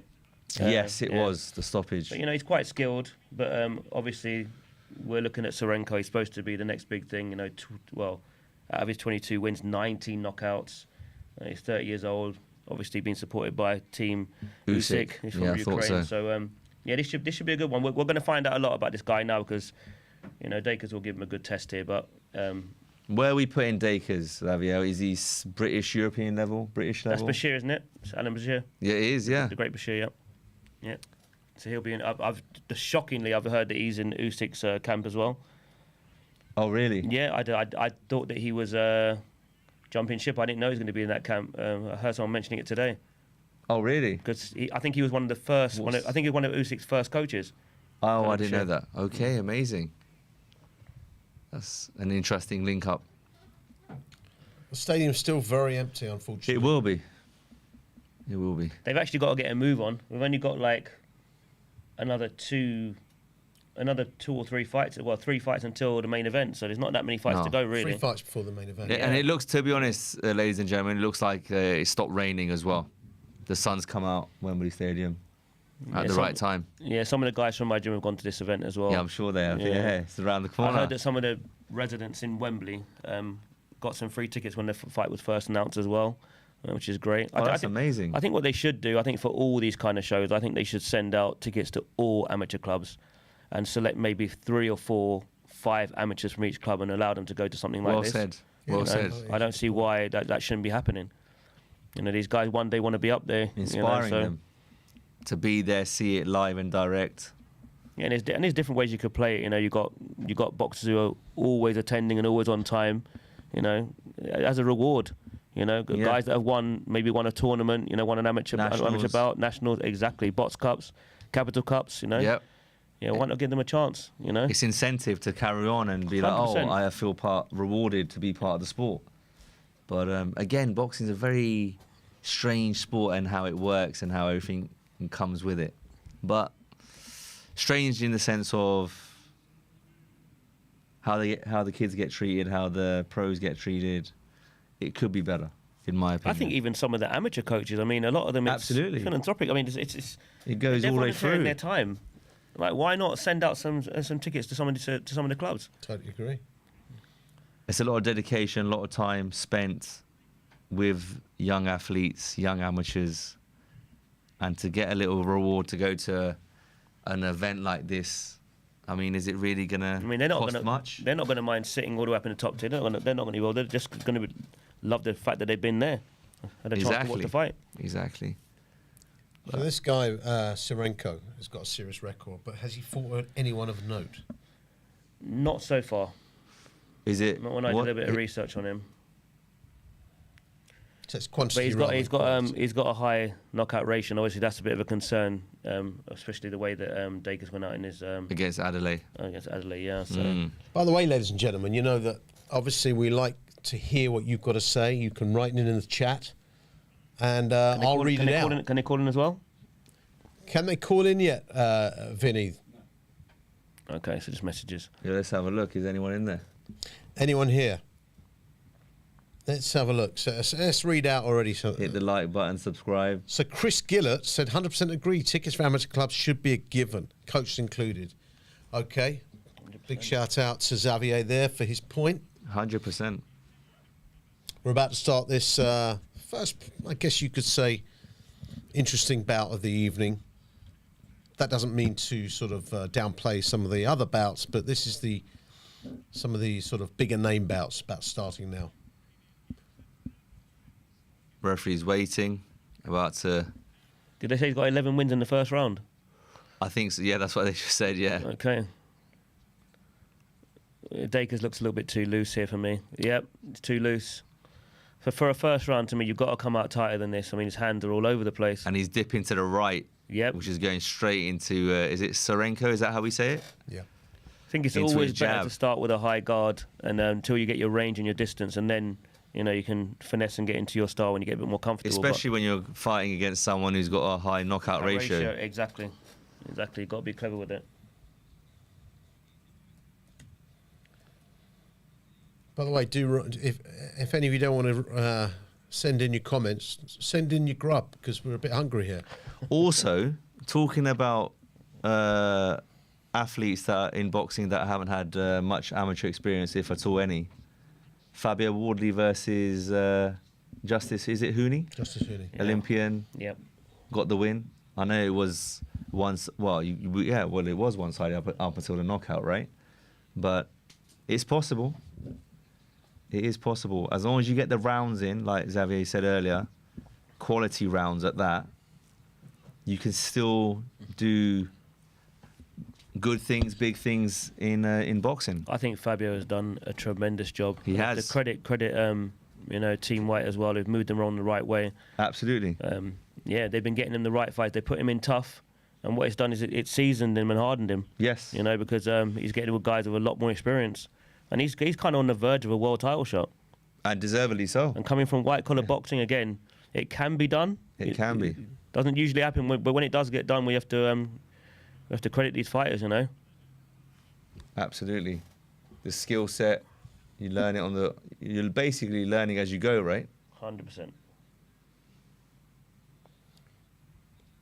No, we won't be showing the fight on here. You just have to listen to our words of wisdom, I'm afraid. We can't show the fight. Otherwise, our stream will be chopped. It's a pay-per-view event. Solomon Dakers coming into this round. Started a little bit slow. 2 3-punch combinations out of the orthodox stance. Serenko does look a little bit stiff. Yeah, He does. I was going to say a little bit kind of upright and stiff. Upright, Decent stiff. stiff jab though. Good uppercut there by Dakers. And Going back. he has got a very high knockout ratio, but again, it's against who? So this could get interesting because David Adelaide he is very powerful. Yeah. He's powerful. And David, he's doing well for himself now. Yeah. Had a couple of losses, and now look where he He's is. got a Hrgovic fight, isn't he, next? Indeed. Brilliant, yeah. Jamie TKV is doing well as well. He's had 1 loss. David Adelaide, didn't he? He lost to Fabio Wardley. Yep. Is that the only loss? Yeah, I think so. Yeah. Okay, my apologies. But yeah, he came. Looking forward to Fraser Clark and Jamie TKV. That should be a good fight. Ooh, Yeah. when did that Good get fight. announced? It's going to be for a British title, isn't it? Because obviously David Adelaide's vacated. card, is He's it? gone to Hrgovic. I don't think that'll happen until later in the year. Later I in think the they were year. trying to make Jamie TKV against Dave Allen. Okay, That would have also been a good that fight. would have been good. That might have been a better fight. To be honest with Yeah, you. I think Fraser Clark could win that fight potentially. It'll be very interesting to see. Again, the British heavyweight scene is there's a lot of fighters ready to go. Jamie's hard to deal with. He is. His He looks quite output- slick and slippery. He spars one of my even heavyweights, against David. and his output is insane. Yeah. It's high, yeah. Okay. And he beat one of the guys who's been on this panel, Franklin Ignatius. Oh, Frank. Oh, yeah, good guy. Yeah, very nice guy. Yeah, my heavyweight sparred him as well. Serenko Ooh, wow. again comes out, front foot, stepping forward, typical European style. He almost came out like David Tua there, Yeah, he did. slipping, then coming with that big left hook. But Solomon was a little bit tighter there, but he's gone back to that loose lead hand. Throwing the overhand there, behind the high guard. He just looks open for a catch and counter to me. He does. Dakers. He's He throwing. does. He doesn't really bring his hands back. That's very important. Doesn't matter what weight division you're in, you have to bring your hands back. You got to at least, Absolutely. you got to check, and then if you want to put your hands down afterwards, no problem. But as soon as you've thrown your shot, you got to check yourself. Out on the sides here, on Definitely. the temple, in front. There's one thing in particular I like what Dakers is doing. He's step boxing on the back foot. So He what is. he's doing is kind of controlling the range between him and Serenko, which is working well for him. And because he's got that low left hand, it's hard to see where that jab's coming from at times, and he's hooking off of it as well. So he's boxing well here. Serenko's putting that pressure, constant pressure on him. Yeah, has Dakers got enough power to keep Serenko off for a sharp. period of time? Good work. Good work. Beautiful left hand, right hand combination there by Dakers, followed up by another single right hand as he's going on the back foot, as Xavier said. Xavier, you're right. That left hand is low, and it looks like Serenko's looking for See, it. look, if he could catch and counter, Dakers' hands just keep coming back, especially his right hand. Every time he Yes. throws it, it almost comes back to his shoulder or his Chest. or his waist. Yeah. Yeah. He's also hooking with the right hand down as well. So Ooh, that was a stiff right hand. He took that well. He paused for a second. he's Solomon making Dakers. Dakers work very, very hard. He is. Good body work. And this is what Daniel Dubois has to do later. Yes. Yep. It's changed This the is the levels. pattern. Come forward, marching down. Obviously, Usyk's got... You can't compare Solomon Dakers, with all due respect, to Oleksandr Usyk, but this is the type of tactics that Dubois needs to have for Oleksandr Usyk this evening. Come forward, tight guard, hit the body, hit the arms. Don't always look for the head. Just hit something. Absolutely. Sorenko looks more like he's come from the Povetkin camp more than the Usyk camp, the style. For sure, that He's adopting here. German style as well, that high guard. He's putting a lot of pressure, but the only thing that's missing really is it's not enough body work if you're looking to slow Dakers down. Yeah, there's a lot of single shots, overhand he rights. gets in range and doesn't work. Yeah. He doesn't work the levels enough. So he's headhunting too much as well. Yeah, as we just said that, he threw a left hook to Dakers' head. But yeah, spot on. There's not many heavyweights that change the levels these days. That's why I like 90s heavyweight boxing. Yes, for sure. You know, Ray Mercer, Lennox, Absolutely, Holyfield. And there are heavyweights out there Tyson, that are not on the scene yet that I'm sure can do that. Witherspoon. Yes. It's just too many. Very slick. At that time, just too many good fighters at the time. 80s and the 90s. Yep. Special era for boxing. It's a good two-punch combination there. Yeah. Good work. I think Solomon Dakers won that round. Yeah, So if definitely. we're scoring that, Keith, 1-1, Was that the first one? that was Second. 2 rounds down. Yeah, Keith, you're normally the one that does all the scoring for us, I do. actually. Yeah. Ladies and gentlemen, Keith I is don't busy I don't have to repeat eating. myself. Because like I said, you guys are the man. I'm just a fan, if you But like. you're good at scoring fights, though. But That's for sure. Xavier was sitting with me during the 5v5. And who was the man who got every fight right? It was you, I champ. wasn't on the panel, but I got No, it them was all you, right it was as well. you, champ. Yeah. You were the man that day, believe me. Yeah, you were can the have man that one, day. Keith. What a shame I But you didn't, were not the only one. didn't put any money on it. But there you go. I wonder what Round 3 has what begun. the collective odds would have been to get every fight right. Oh gosh, that must have been in the hundreds. 100. That would have been. The most impressive thing is that you said it before we went live. Yes. You'd actually picked them beforehand. Yeah. So Well, I remember the one of them where both you and I think it was Kieran. It was Willie the- Hutchinson against. it was Craig. I think it was fighting Craig Richards, but that wasn't the fight. It was Solomon I Dakers said doing some Chicken great Saw. work here on the back foot. it was Raymond Ford against Ball. That's the one that shocked me because he's one of my favourites at the moment. Good body Raymond shot Ford. again by Solomon. He's having to work very, very hard though. Yes, he is. Dakers. Everything that Solomon's throwing is off the back foot. Yeah, but he's doing well. Beautiful. He's held his feet Together, there. Solomon Dakers. 2-3 punch combination. Wow. You don't get greedy with it. Yeah, don't start punching too wide. You know, because Beautiful, solid here. shots. But this is the key here, right? A lot of these boxes, you've got to tap. You can't overload too much. Otherwise, you're naturally going to fatigue, right? Get the touches, and then let your shots go. Let me ask you: when you spar, is it a good idea to let your shots go so that you can build up to this level of attrition? I think it is good to spar at a high pace because what you essentially want is the ring fitness. That's what I mean. 100%. Yeah. So if you although it's sparring, if you load up on your punches, then that's probably a good thing. So that when you're actually in the ring for real, you can load up on your punches and not get that as fatigued as you would. No, 100%. Well, the obviously- training camp is supposed to be really, really hard. The fight's not supposed to be. Correct. That's how we like it as coaches. Really, 100%. It shouldn't be a hard night because we've done all the hard work in training. Absolutely. But that doesn't mean every single punch combination you're going to throw within a 3-minute round is going to be at full tilt. You're going to have rounds where you're going to be like, right, okay, rounds 2, 3, 4, I just want you to go for it and see where the tank is at, maybe early in camp. But you want to obviously save your hands as well. Definitely. And then have targets in each spar. What are you working on? But I would say mid camp, near the end of camp, that's when the volume should Ramp start up. to ramp up. 100%. By the way, I think This Solomon doesn't look Dakers good. is winning this fight. This doesn't look good for Sorenko. He's very basic. He looks like he's feeling sorry for himself at the moment. Yeah. I think this is probably the first time someone's actually maybe brought a real fight to him. He's not dealing with the shots that's coming at him well at all. And if Solomon can carry on boxing the way he is on the back foot, Yep, I like the way he's circling too. I think circling Solomon to the will left. win this inside the distance. he's a durable guy. I like your Sorenko. predictions, you know. He's a durable guy. Here comes Mr. Usyk. Rabbit.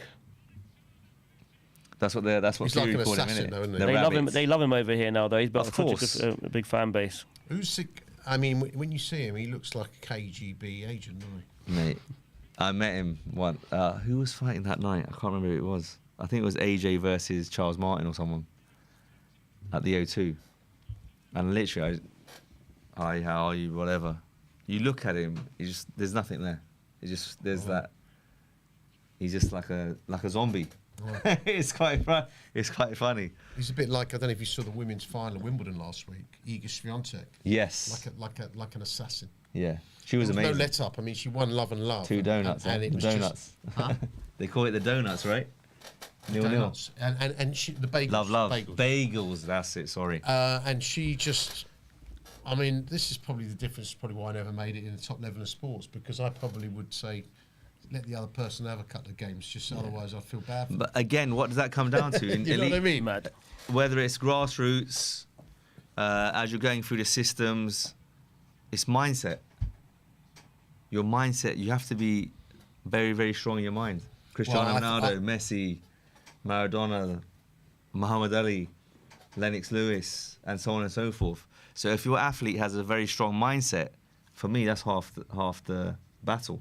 Well, this is what. 100%. Listen, I know that Daniel Dubois is supposed to be a different man, but you have to say that when he lost to Usyk last time, he was fragile. He lost his heart. Yeah. He'd taken away his heart. There's no disgrace in that. It wasn't his chin, it was his heart. But also, you also have to understand, Daniel then, he was looking at his corner. For him, he was like a legit shot. I thought it was a legit shot. I thought it was as well. To the body. That body shot. I mean, the other thing to bear in mind is that was very early in the career or the relationship of Don Charles and Dubois. Well, literally, they had 5-6 weeks. What done differently, do you think? I would say that now he'd probably respond differently if there was a crisis. I think so. And that's why tonight it makes it a lot more intriguing. But there wasn't a crisis in the Usyk first fight. There was. The crisis was he hit him on the belt. He didn't steam him after when Usyk. Yeah, but you could say he froze in that situation. Daniel did, because he's looking at his corner, he's looking at his dad. What's happening? I've won. Why is the ref not stopping it? If you go and watch it, and then Usyk gets 5-minute rest period. He's gone cold. He's switched off.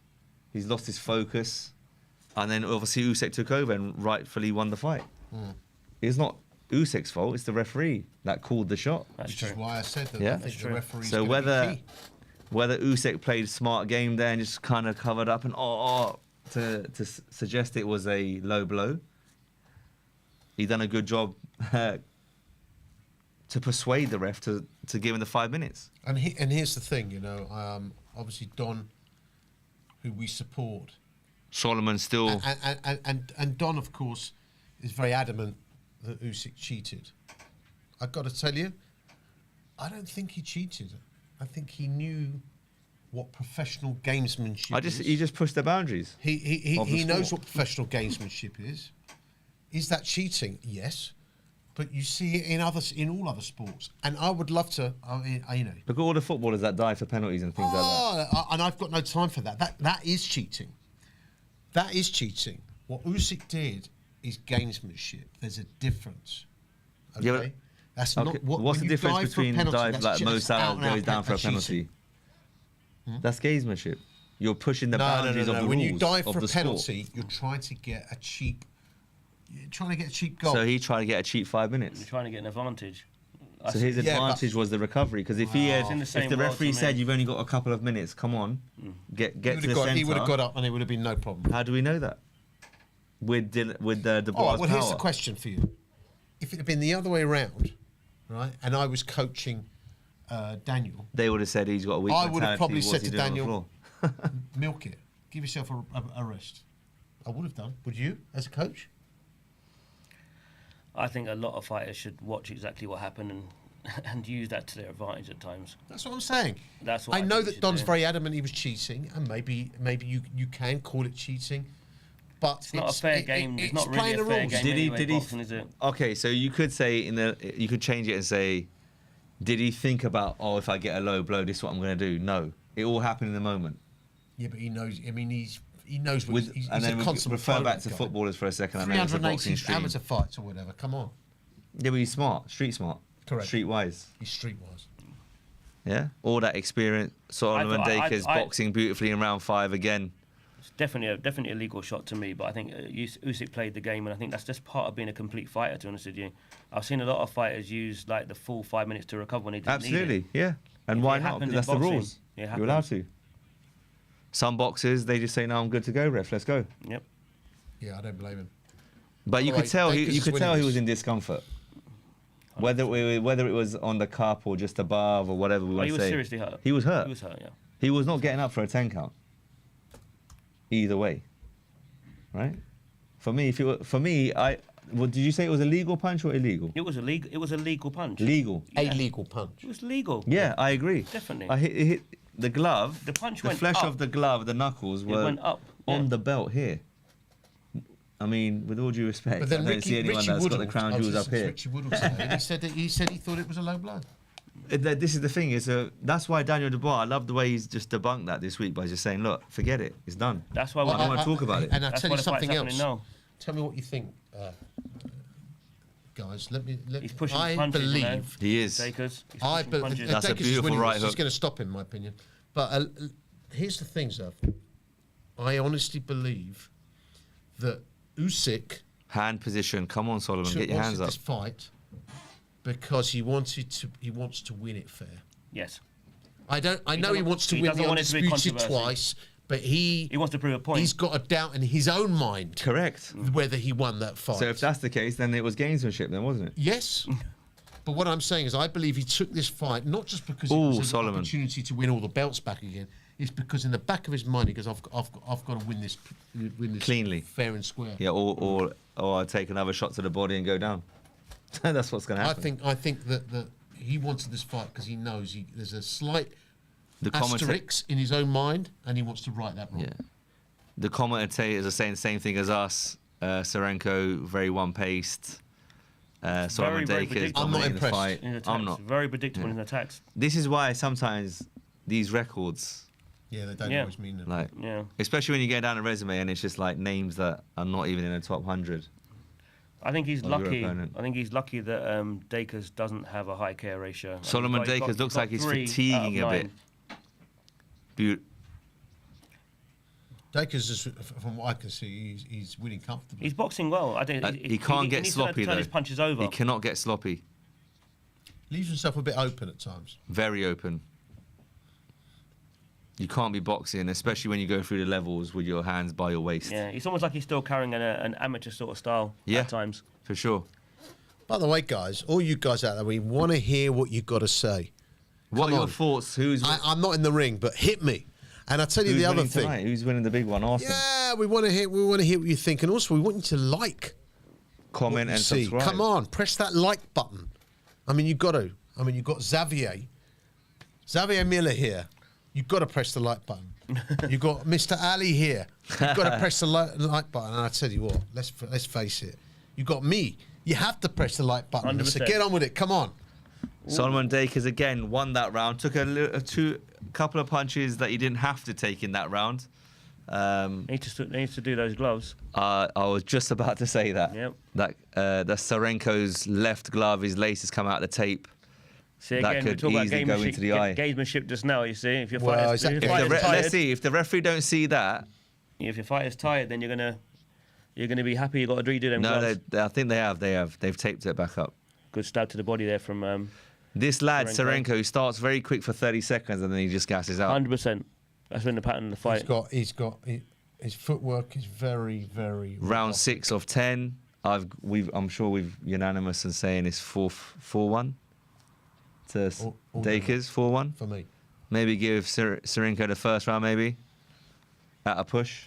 Apart from that, it's been all Solomon Dakers really. It's interesting because Dakers obviously lost to Adelaide, but I prefer Dakers' movement to Adelaide. All It's a better mover. took a right hand there. Short right hand by Sarenko there. Solomon Dakers comes out with a right uppercut, left hook combination.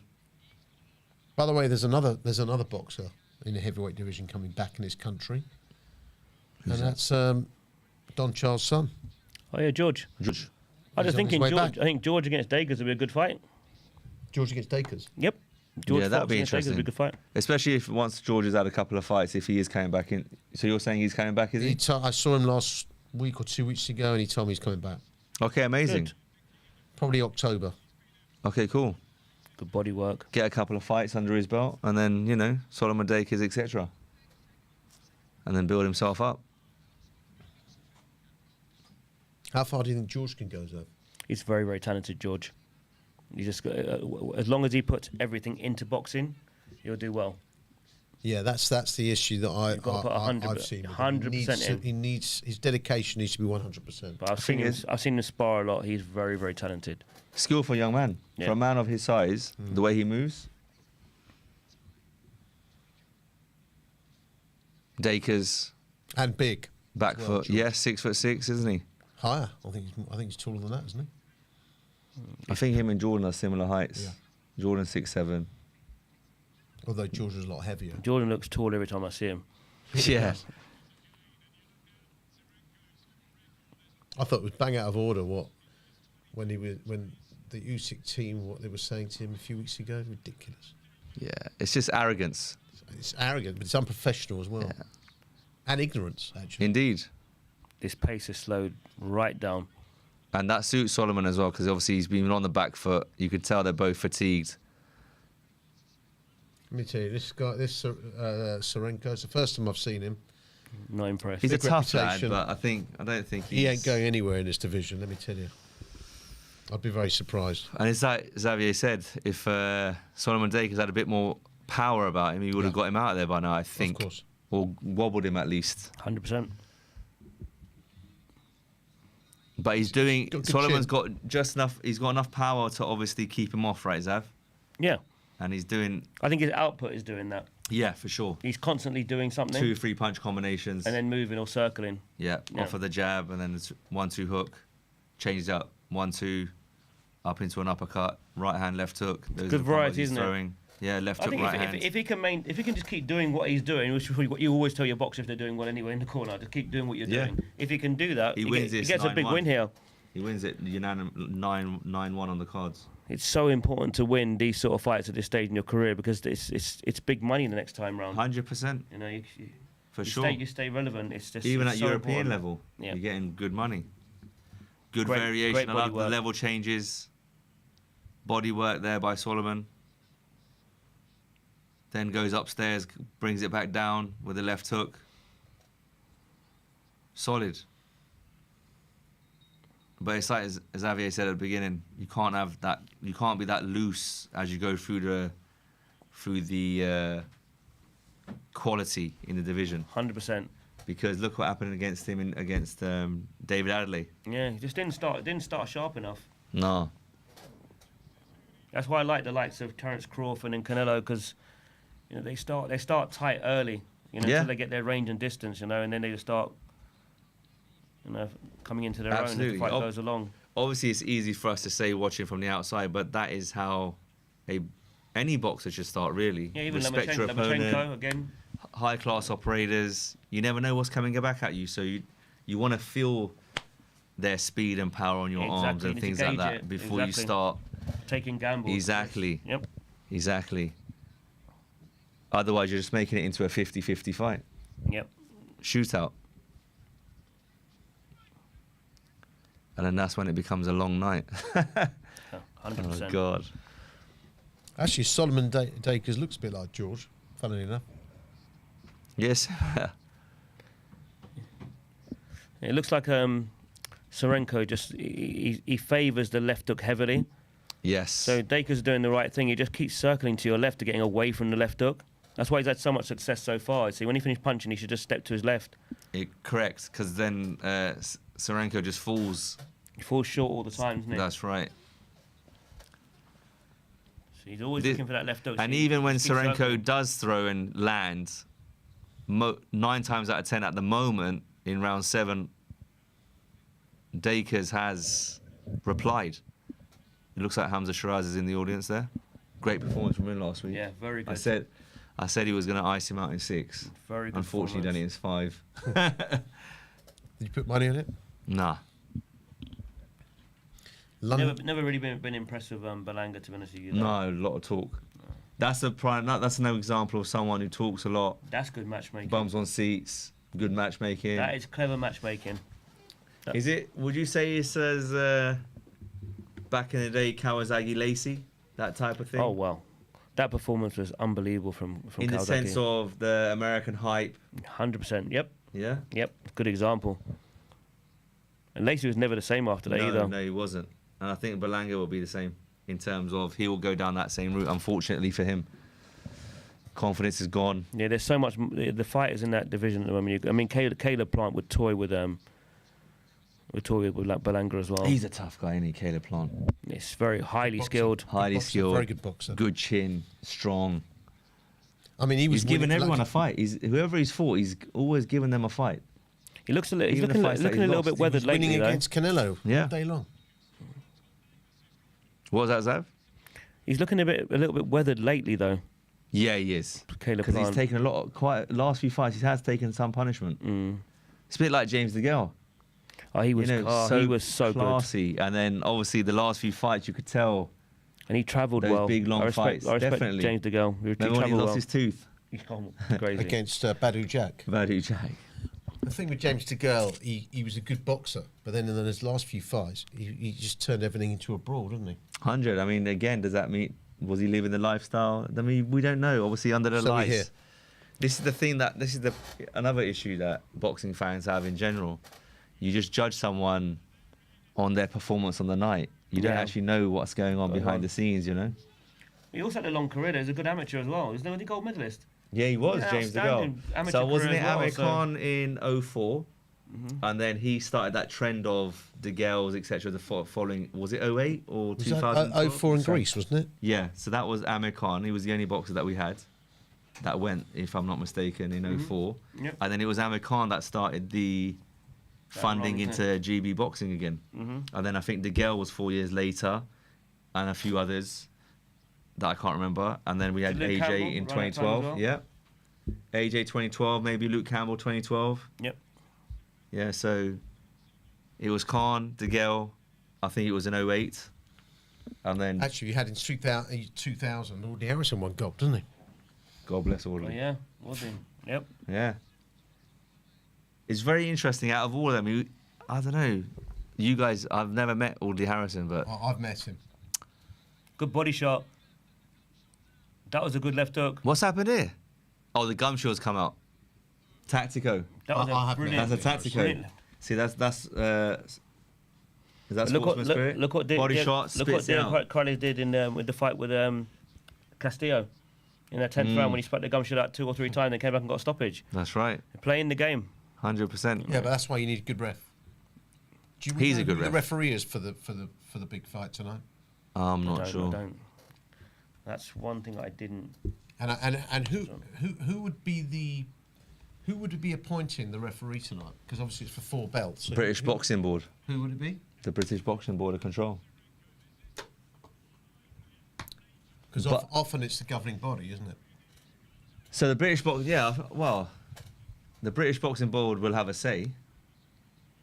I suppose it would have to be. I mean, who would They're be? they're the ones that sign it off, and I presume the promotion. What say do the teams have? Because I think that, as I said, in my I don't think the opinion, teams can have a referee say. will make a big difference tonight. I don't think the teams can have a say, to be honest. I think it's more down to the promotion and the British Boxing Board of Control, who they have as their judges and the referee. It was good to see Amy in the. I think it was the opening bout. She was. She used to ref in the amateurs. Oh, really? And she's getting a bout a lot. Oh, now. amazing. That's great news. Really happy for her. It's good to see amateur referees as well as fighters come through. It's needed. Yeah. It's definitely 100%. needed. We need some fresh refs. more ex-fighters, ex-pros especially would judge Judge or referee? both.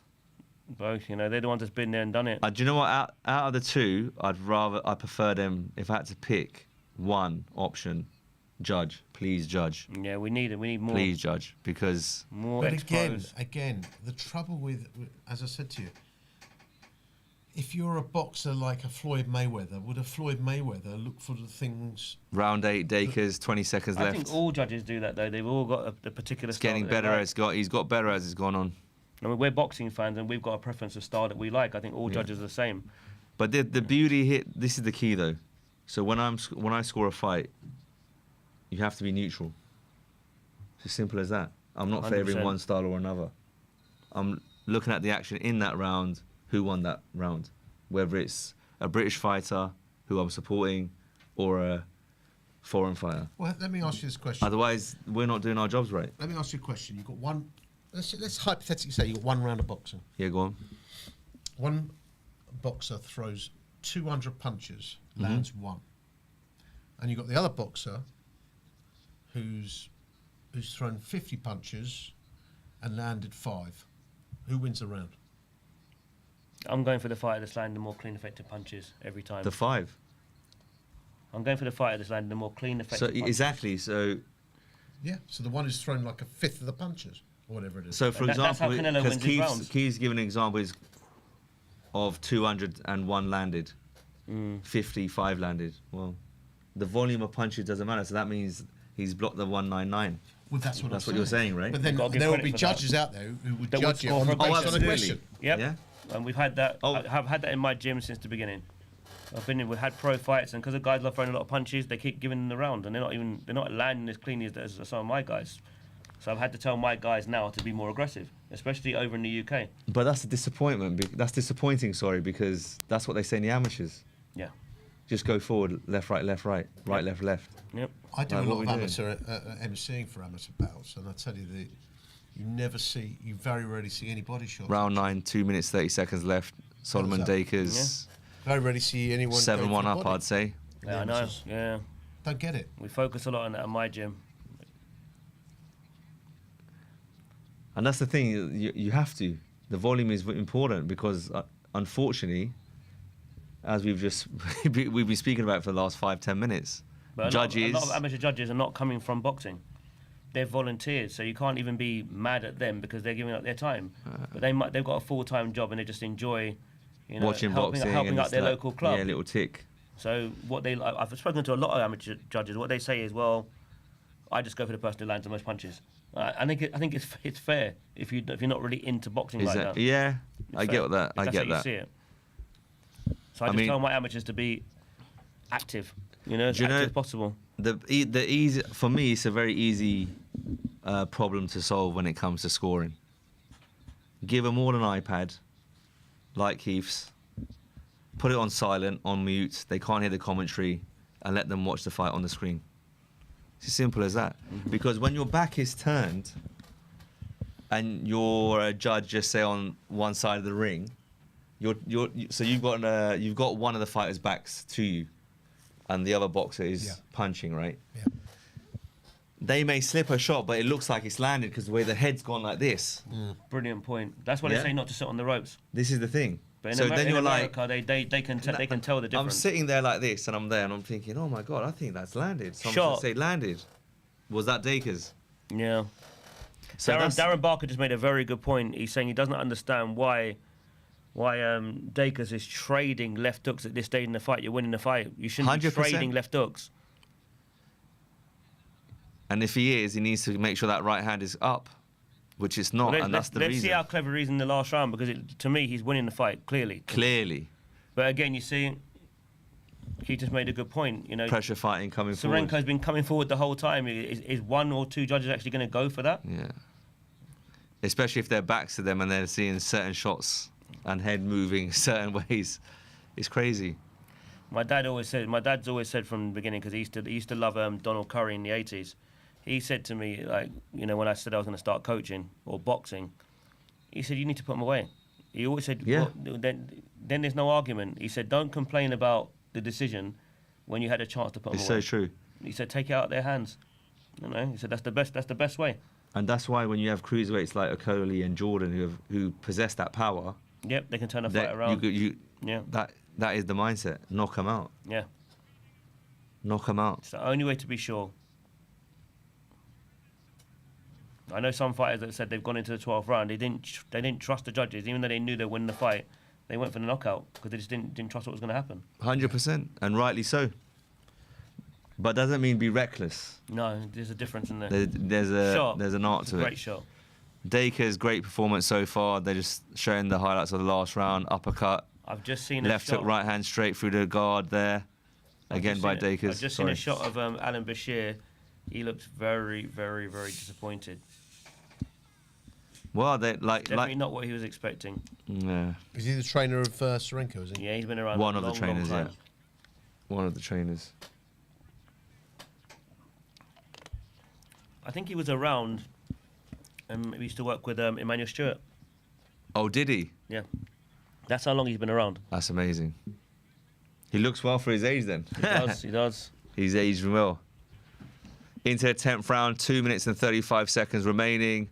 Solomon Dakers, as long as he stays on his feet, he wins this fight. I'm sure we'd all agree with that. I agree. Comfortably. It's Just about be the judges. just be disciplined now. Now, I'll be shocked. So this is a 10-round fight, so I'll be shocked if this is... if he doesn't win this by 6 rounds. Oh, he should win it 6, 7 rounds. For me, it's 8-2 at best. 100%. I 8-2 at best. I mean, I've got up to this point. I got it 7-2 Yeah. coming into this last round. And Solomon, the With first 2 minute minutes of to go. this round, he's winning he's won the first minute. There's obviously 2 minutes remaining, ladies and gentlemen. Serenko keeps coming forward, plodding forward in that straight line. He's trying to get his legs going, bounced a little bit there. Straight back to being flat-footed. Walks forward, misses, punches thin air. Dakers hits him with the right hand over the top as he dipped down. Yeah, I think Solomon Dakers is starting to get a bit less... As long as he doesn't get overconfident. He should tighten up here.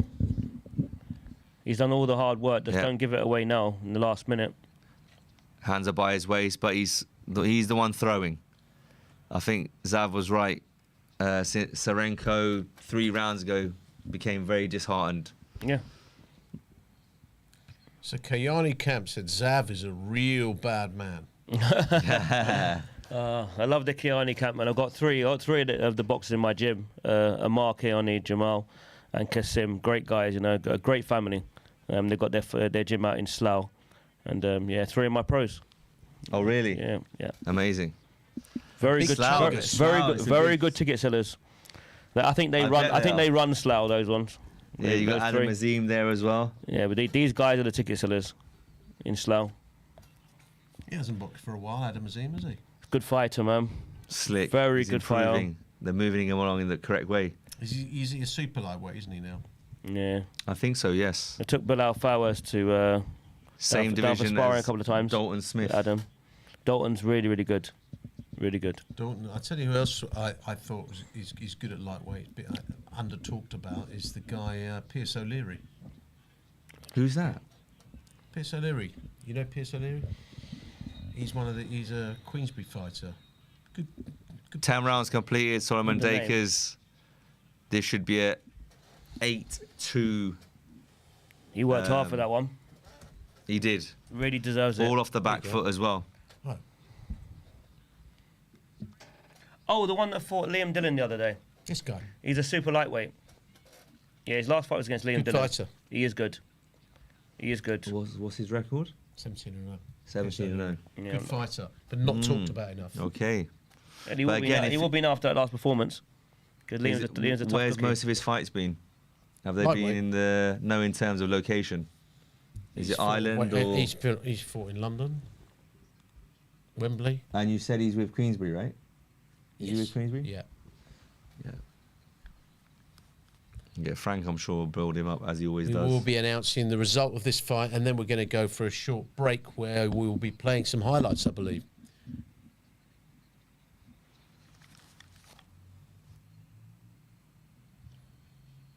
Big Chungus, always very polite about me, saying that Keith Fraser is a legend. That's very nice. Clarissa Shears, they're showing here. As we're waiting for the judges' scorecards. She's special as well, Clarissa Shields. I think it's fair to say she's the greatest female boxer of all time. Yeah. I think it's fair, yeah. I think it's. But she's again, that I good. think there's only 2 people in that conversation, that right? good. Katie Taylor and Clarissa Shields. Well, again, Katie Taylor's fought Amanda Serrano 3 times. times, and I think she lost the first 2.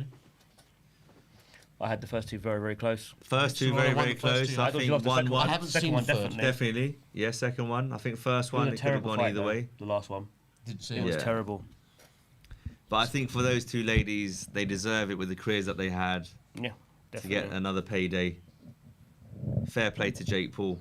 No matter what people think of him as a boxer, I think he's doing great things in terms of as a promoter. He's a He's great supporting clown. boxing. For sure. Yeah. He's a wonderful clown. You could say he's a wonderful clown, but he's changing people's lives, man.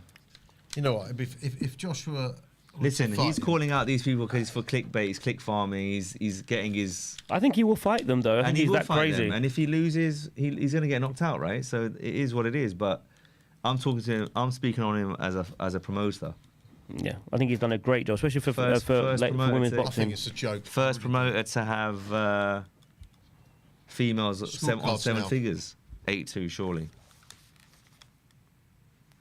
1990, 91. Yep. Yep. Definitely. Just as we said.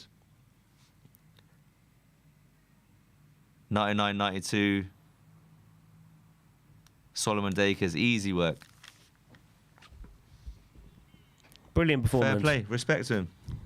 I thought he boxed a very good fight. Could that be the GB 1, Ukraine 0?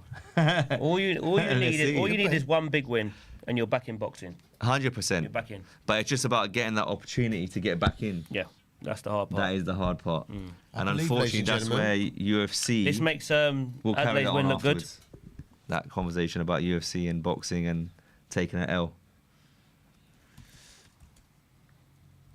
Oh, It's going to be a good fight. this is the next fight. This This the is one. the next fight. Yeah. Lewis Emerson against Daniel Lapin. Very, very keen to see this one. I believe Vinny is going to be playing some a show reel, and we're about to go to a break. So, ladies and gentlemen, please stay tuned. We will be back to comment on what could be the fight of the night coming next. 90,000 fans will be packed into How long? what is considered by many to 7. be the greatest venue for sports and entertainment in the world, Wembley Stadium, London, England. It's champion versus champion. 90,000 fans will be packed into what is considered by many to be the greatest venue for sports and entertainment in the world, Wembley Stadium, London, England. It's champion versus champion, ladies and gentlemen, as we turn the page to another chapter in heavyweight history.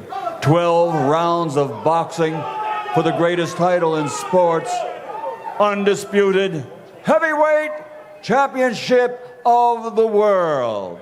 And it's all brought to you by the International Boxing Hall of Fame promoter, Mr. Frank Warren for Queensberry Promotions, along with Ready to Fight. And sponsored by Riyadh Season, Ring Magazine, GG Bet, SNU, better pronounced as SNU, and Global Next Trade. And it's broadcast live worldwide on DAZN. So at this time, ladies and gentlemen, champion versus champion. Let's bring the two champions to the stage and to the scales for their official weigh-in for 12 rounds of boxing for the Undisputed Heavyweight Championship of the world. Coming to the stage first with an outstanding record, 22 victories in his career, 21 of those 22 wins by knockout, only 2 defeats. He's fighting for and representing all of England. Ladies and gentlemen, he is the reigning and defending IBF Heavyweight Champion of the World, Triple D, Daniel Dynamite Dubois.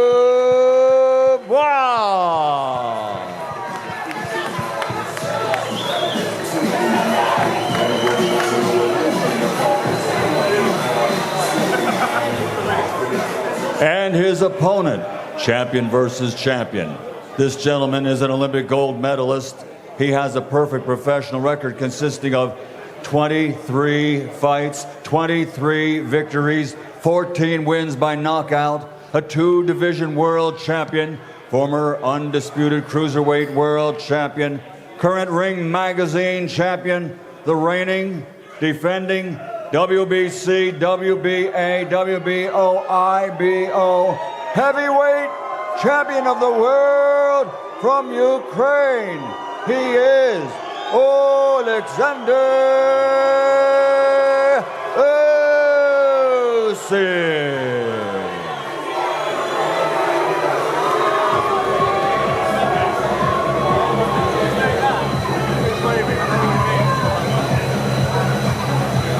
Stepping onto the scales first, Triple D. He is Daniel Dynamite Dubois, the IBF champion.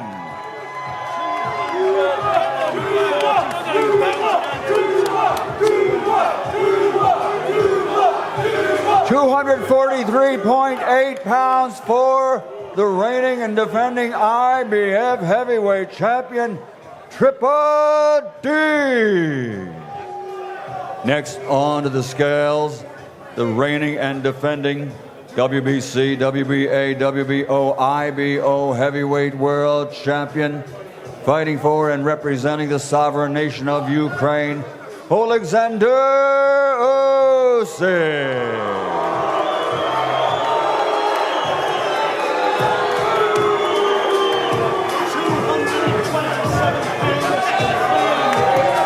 227 pounds, .3.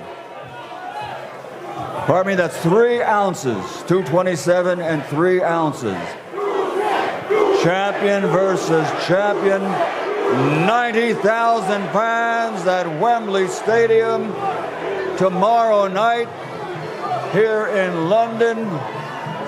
Who will be the undisputed heavyweight champion of the world?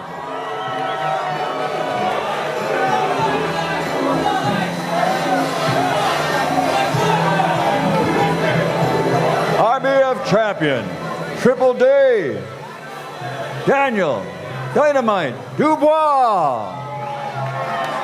Unified heavyweight champion, the undefeated Oleksandr Usyk.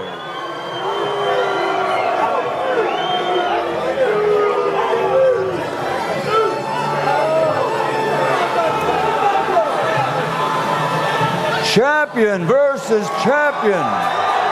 Heavyweight history in the balance here in London at Wembley Stadium tomorrow night.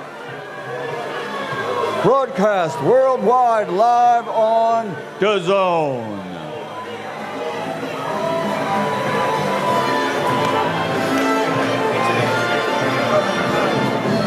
Good to see you. Cricket in your hand.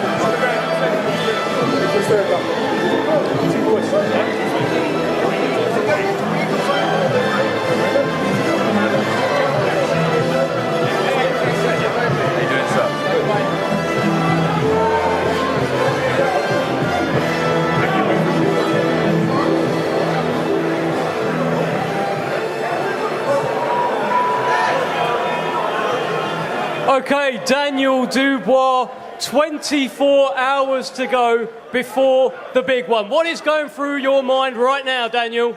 I'm locked in, I'm focused, I can't wait. You will have over 90,000 people there tomorrow. The nation is backing you. They want a new undisputed champion. One question, are you going to knock him out? I'm going to win by any means necessary. Ladies and gentlemen, let's hear it. Daniel Dynamite Dubois.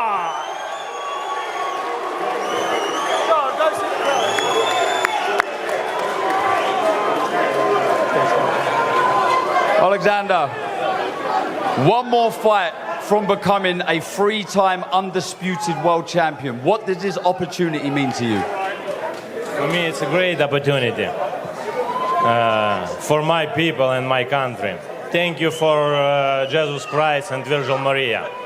See you.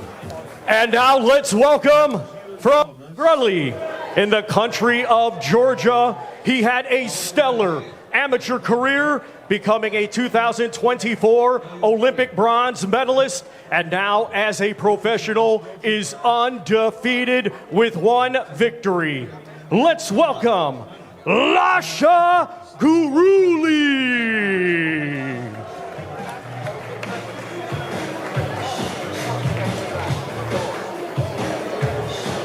And first to the scale, we welcome James Francis.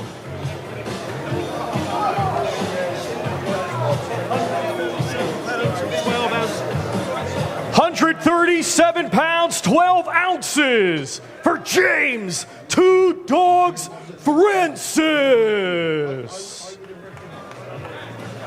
Now to the scale, Lasha Guruli.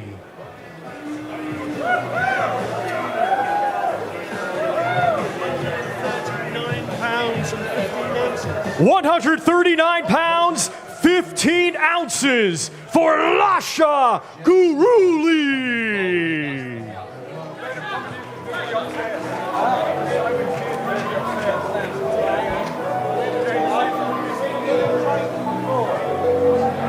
Once again, ladies and gentlemen, these two competing tomorrow in a scheduled 6-round super lightweight contest.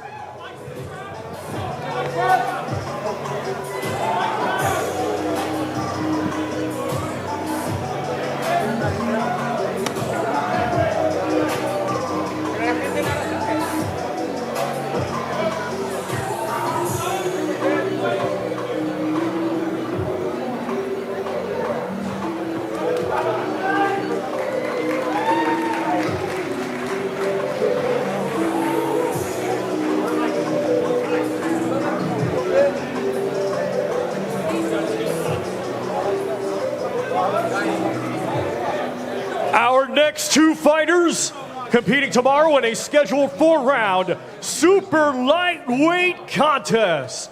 Let's first welcome, coming to us from Mar del Plata, Argentina. He is a veteran of 27 professional bouts. Let's welcome Ezequiel Gregores.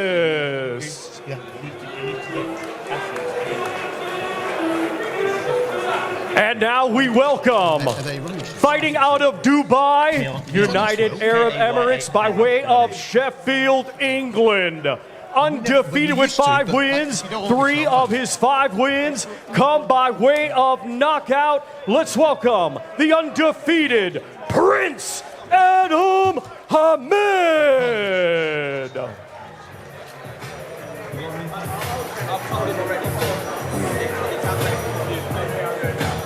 Let's welcome first to the scale, Ezequiel Gregores. Wow.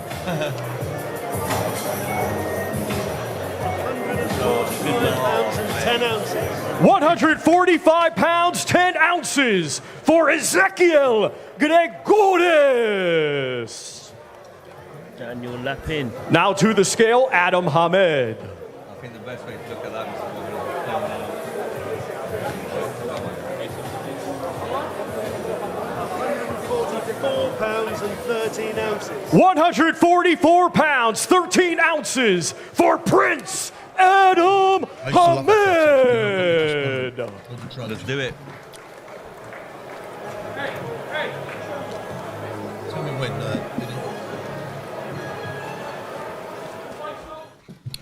Welcome back, and you're welcome. We'll welcome you back at just the right time because this is potentially the best fight of the night. Actually, Lewis Edmondson against Daniel Lapin. Daniel Lapin, this fight at light heavyweight, but Daniel Lapin at light heavyweight is 6'6", and a southpaw. So this is going to be interesting stylistically. This is a real one to watch, isn't it, Zal? Yeah, and they're both 11-0, which is good to see. We want to see these 50-50 fights. They both don't have a huge knockout ratio, but it all depends on what kind of opponents you've had on your way up. Some guys are very stubborn. Again, we talked about management and how key that is, and picking the right fights to make your fighter look a certain way. So that's not to suggest they don't have the power. We might see something now. So yeah, really, I think more than we're just under the main event. I'm really looking forward to this fight. No, indeed. And I mean, I remember sitting next to Jordan last time or the time before, and he was saying that a big guy doesn't really like to fight a little guy because it's punching downwards leaves himself a bit more open. But it is also that at the same time, it's an advantage. Height and reach will always be an advantage. Emmanuel Stewart used to like taller fighters, like the likes of Thomas Hearns, Lennox Lewis. He liked his guys having an advantage because he knew how to dominate with that range and make guys walk onto the power. So, yeah, if you use, you've got to use it in the right way. One thing I will say about this Lapin guy, I watched him 2-3 fights ago in Saudi Arabia. He's put on quite a bit of muscle. He seems to be filling out. So that may help him with his knockout ratio, depending on obviously how this fight goes. It might mean that he struggles to make the weight. I don't know. No, I just think he's a young man. How old is he? Zav? He is 28. 28. Yeah, so that's that age. Louis 29. This is very well matched. You know, same professional record, similar KO ratios, similar in age. So yeah, fascinating fight. Yeah. And a southpaw orthodox. And like I said, I mean, the guy was meant to be fighting Lewis Edmondson on his bill. All the talk was Ezra the Cannon Taylor, who I've sent the link to, but he hasn't called in. But nevertheless, this is exciting. This is going to be an exciting one. Very, very interesting clash of styles, I would say. Lewis Edmondson's tricky guy as well. Yeah, quite athletic, isn't he? So. Yeah, he seems very relaxed. He started relaxed. Well, they both have actually. To be fair, they're just feeling each other out, bouncing on their feet. Definitely. Has Dan Aziz boxed since he lost to Lewis Edmondson? Yes. I think he might have maybe had one not. fight. Or did he have one? I don't know. He might have had one. And he's been out. He hasn't been very active since. If he has had one, it may have been behind closed doors. It might not have been on a big show. I don't think. I may be wrong. You see, Louis Edmondson. He's looking for the that backhand to the body. He's got to be careful not to walk onto that check hook and that southpaw stance. And also with the Lapin's levers, he could even draw that left cross. Yeah, so he tried to check him just now. You see, yep. But I think Louis made a very good start here. This is what you want to see, really. Just don't give up too much ground, especially against a taller fighter. Yeah. They will have you backing up all night if you just give up ground. And Try and hold ring centre and a southpaw, exactly. When you're boxing a guy that tall, the way in has to be head movement, surely. You've got to get the taller fighter to give up their height. No, what I'm saying is, for someone like Louis Edmondson, there's a smaller guy. Yep. The way to close the range is to use head movement to get. And that jab. There's no point of using head movement if you're not going to jab with it. Yeah, and you've got to use that excessive movement at the right time. Yeah. Like the range he's at now, there will be no point doing it. It's when you're attacking, like what Tyson used to do. You have to go on the way, and forwards, then he's had rapid head movement. backwards. But you don't need to be wasting energy on the outside with unnecessary head movement. And then that's where it's about making sure you have a strong back leg and you're not going back towards the ropes too much. And if you do go back, you want to have a nice strong leg so you take a step and then you're back in range to throw or feint or to do something. Otherwise, you end up circling like he's doing at the moment on the ropes. He made a very good start, though. Very good, solid. Louis made a very good start. He landed the better shots that round. I agree with that. Yeah, for sure. I mean, when you're fighting a guy of that tough to size, score. you've got to be good on your feet because you've got to get out of the way. Well, like I said earlier, the most important thing really is if once you can get that taller fighter to get up their height, you've got a chance. Yeah. You know, you've got to get them to overextend, and especially if they're coming forward. And that takes 2-3 rounds. Smaller fighter to overextend. Yeah. It takes 2-3 rounds to get that adjustment. It does, yeah. A very good start. Looked like he warmed up well. Yeah. In the change room. Even Lapin, they look good. Obviously, Lapin's wary of him. Kept off of him. Kept it long. Bouncing on his feet. Not much landed either way in that round, to be quite honest. But definitely not a dull start. If you know your boxing, the way they were feinting, moving, not trying to give too much ground away. You'd give the first round there to Lewis Edmondson, that one. You could do. I mean, you could do it. It could have gone the other way. Very tight round, that little check hook. The odd jab landed onto the chest, not the head. I thought that Louis did everything better in that round than Lapin. So. It'll be interesting to see how, well, if it goes all the way to the scorecards, how this bout gets scored. Well, not a great start for the Usyk camp. Yeah, they need this one, but yeah, this is Louis looks comfortable. He does. He's very relaxed, very quick on his feet, slipping. As we say that, he gets caught with a jab. Yep. I was actually going to mention that in the first round, is that he is throwing a very good backhand to the body. Yes. But he's pulling out straight instead of rolling and coming out low. That's what he should be doing. You can't do that with someone with that kind of range. You have to be very careful about that. I think, to be fair, Zav, that's a safer option, right? Yeah, I mean, if you're throwing a rear hand cross to the body, You have to roll out. You have If to you're get going to close go and roll. down, if you're going to go low, then you come out low. Like to me, 100%. coming back up in a straight line against a That's guy when with you're that gonna kind of get height and reach, you're going to clipped. get touched. Yeah.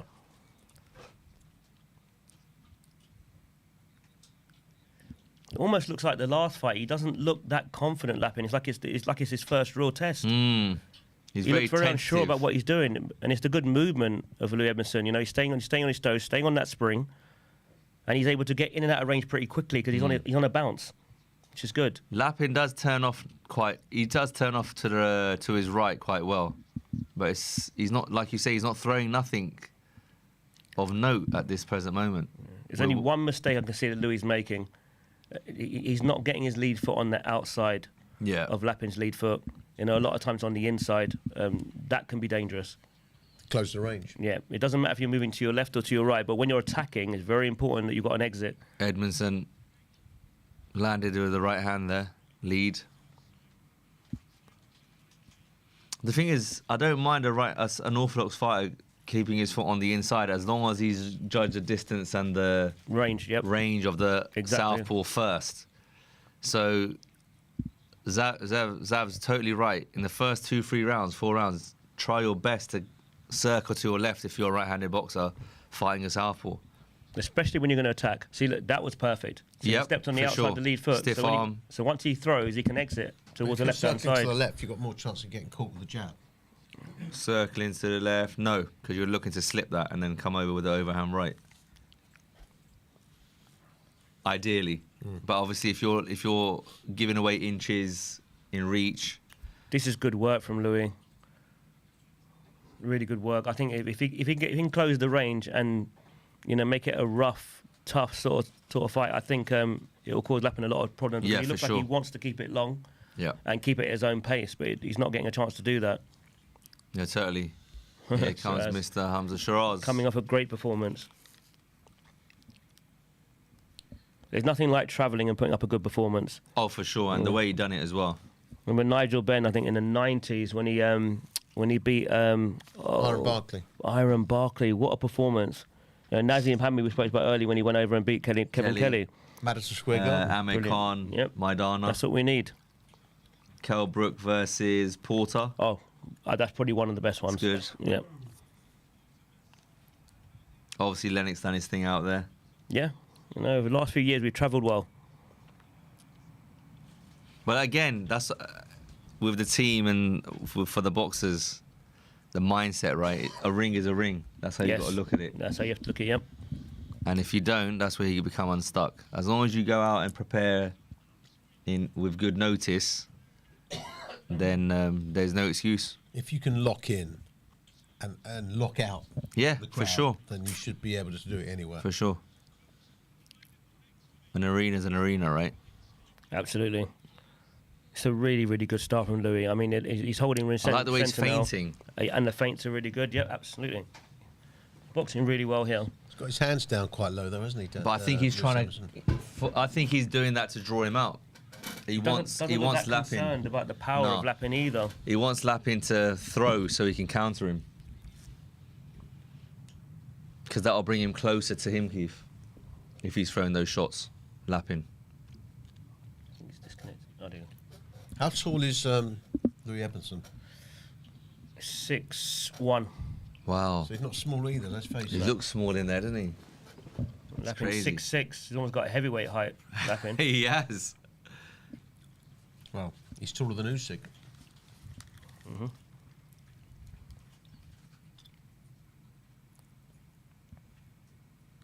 A very interesting chess match, this one. Yeah, they're definitely.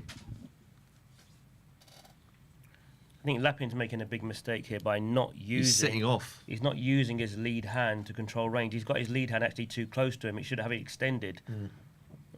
So it makes it harder for Louis to get past that range. He's not doing Yeah. that right now. So he hasn't really got an advantage at the moment in terms of height because of where his hands are set. No, for sure. And that lead hand needs to be a little bit higher. It's in line with Yeah, it should be just under the, Edmondson. It just should be under the eye able line. to control. Exactly. He's not doing that at all. Look what his hands are set. That's not an advantage. It's actually Louis who's got his hand extended. Exactly. Strong lead hand. And that's why he's coming in even more now. Yep. And Because that's why that he's controlling him. the hand, the zones that where the hands are in, suits Edmondson for sure. at the moment. So when we say that, that basically the taller fighter should be using his advantages and what's the word we can use? Imposing himself. Yeah, he just looks over very, very unsure. And he's not. As we said earlier, not everybody travels well. Lapin is not. He's not settled yet. The thing is that he's fought in Saudi. I mean, he has had a few fights in Saudi Arabia. Yeah. Yeah. This is the big one, though, isn't it? Yeah, true. Wembley Stadium.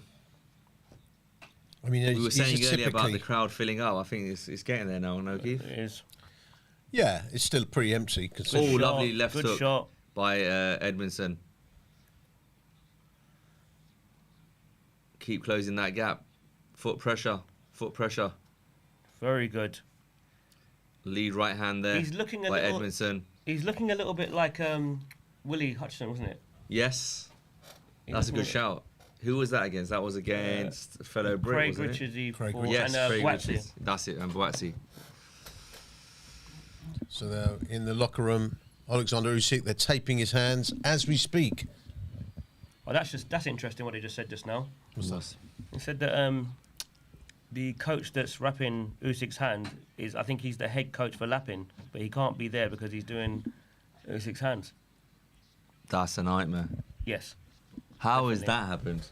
He should have been the fight before. Well, then he should have been on earlier. Yeah, absolutely. It's ridiculous. Yeah, you should have made sure that he was there.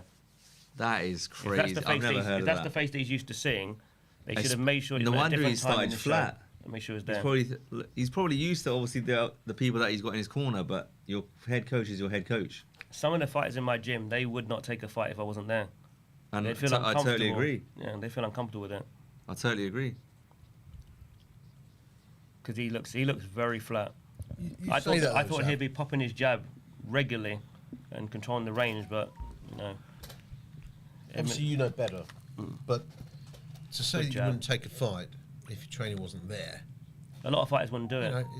That's like saying if Arteta's If Arteta's not in the dugout, Arsenal players won't play. I mean, come on. Yeah, but it's different. This is it's a different sport, mate. You're in that ring on your own. It's a different sport. And you're used to the same voice during training camp, like 12, 13 weeks. Certain code words that you use as well for certain punches. And when there's a crisis, who do you look to? Exactly. The only thing I would like in it, and I know it's a different sport. It comes down to trust. Yeah, but the only thing I would like in it, and I know they've started to introduce courtside coaching in tennis, but once you're out on the court, it's down to you. Same in the ring, but when you come back to the corner, you want to see your coach. But your corner's there to make adjustments as the fight goes along. It's a partnership.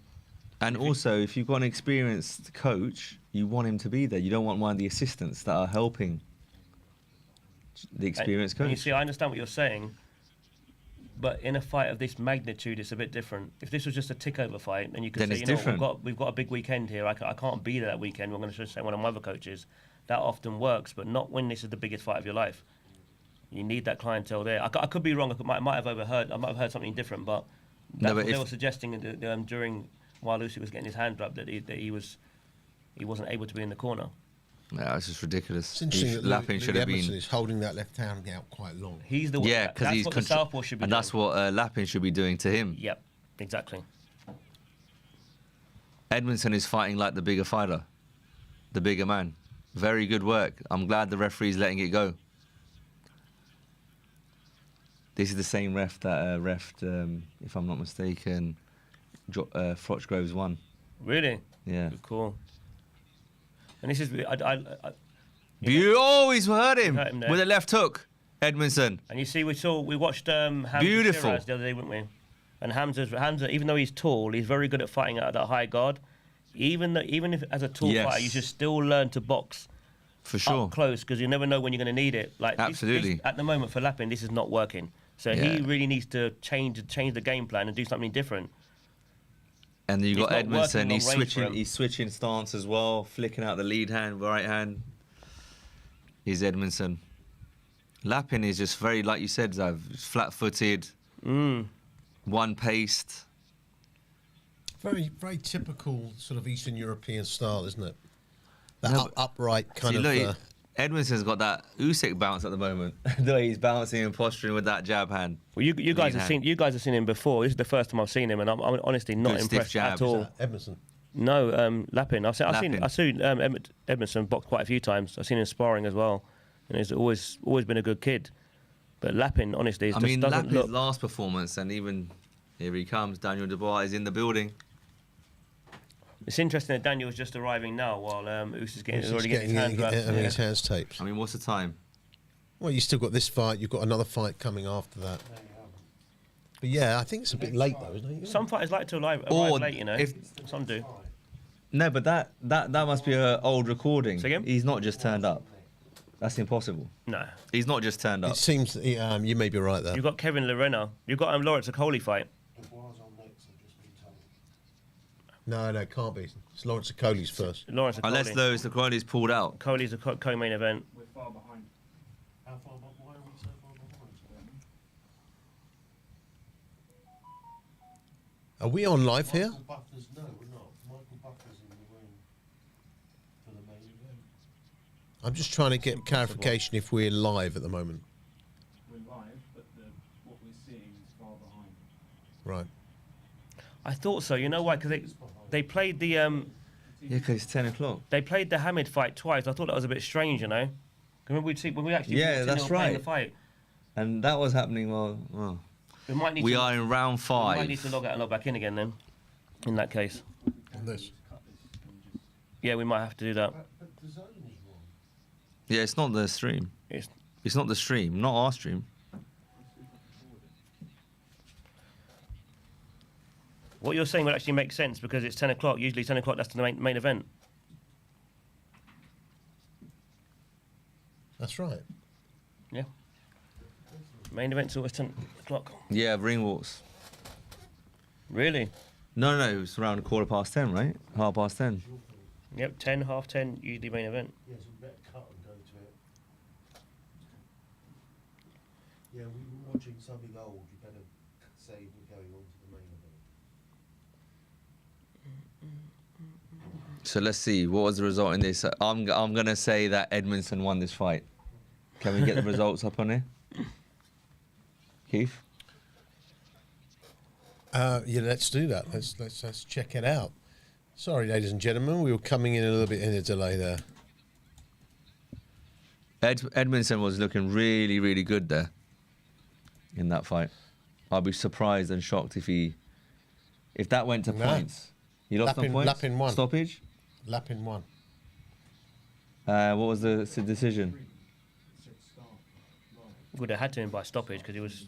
Daniel Lappin wins the fight. 96-94, 95-95. 2 cards at 96-94. Wow. He must have come on late. And what was the bout after Okoli? This is Okoli, and I think it's on now. This feels Sorry, like the ladies main and event. gentlemen, we are hopefully back with you. The main event is on now. Sorry? Main event, yep. I can't hear anything. I've just been told from someone else. It is. So, ladies and gentlemen, Daniel's about to walk in now. we are about to join the main event. There's Daniel Dubois. He's worked up a sweat in the change room. Don Charles over there. Tony Peel. Tony Peel. Hug between Dad. Stanley, or Dave Dubois as they call him, and his son Daniel. Looking a bit nervous, I will say, Daniel Dubois, if I'm honest. I guess nerves. is a Same good thing. demeanour. Same. He looked like this before the AJ fight as well, in my opinion. He's locked in his focus, Keith. Derek just said that he's looking for the winner. So that's why he's an interesting spectator. Yes, that's right. Should I say? That's right. He's looking for the winner. Yep. I wouldn't put Derek in with Daniel Dubois, to be honest. Why? We've got Usyk. He wants a world title shot. Yeah, but I think Daniel. I think Daniel would be too good for him. Too strong for him. I think Derek's If I'm been not the underdog mistaken, on many this- Andrei occasions. Shevchenko, the former Chelsea AC Milan player, is in Brilliant. ringside. If I'm not mistaken, both boxers are in the ring, and this is their Ukrainian national anthem being played. That's right. Or sung out, I should say.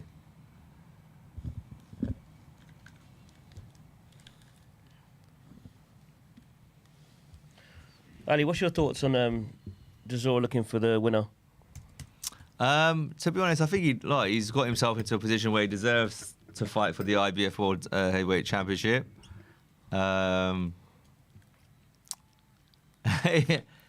It's his 50th fight. He goes out with a bang, right? Win, lose or draw. I haven't got a problem with it at all. As long as he gets paid well. Yep. And he can then ride off into the sunset. It's a good thing he's saying that, you know, this will be my last fight. And to be honest with you, why not go out with a world title shot? Absolutely. And if he wins, great. If No he regrets. loses, what a way to go out. Yep. Fighting the best in the world. And he has fought everybody. Exactly. There's nothing to fear. 100%. He's fought apart from Wilder, I can't think, and well, obviously Joshua because of their relationship, which is fair enough. He's fought a lot. He's fought him three times. Fought Joyce, Takam, Dillian twice. Exactly. Yep, he's been He around. deserves it, and he's Been earned around. it. So it's not like Didn't he beat Wallen recently as well? He did, convincingly. Who did he beat? Otto Wallen. Otto Wallen. Yeah, he's been on a good run actually, Derek. He did. Been on one of his best runs of his career recently. Yeah.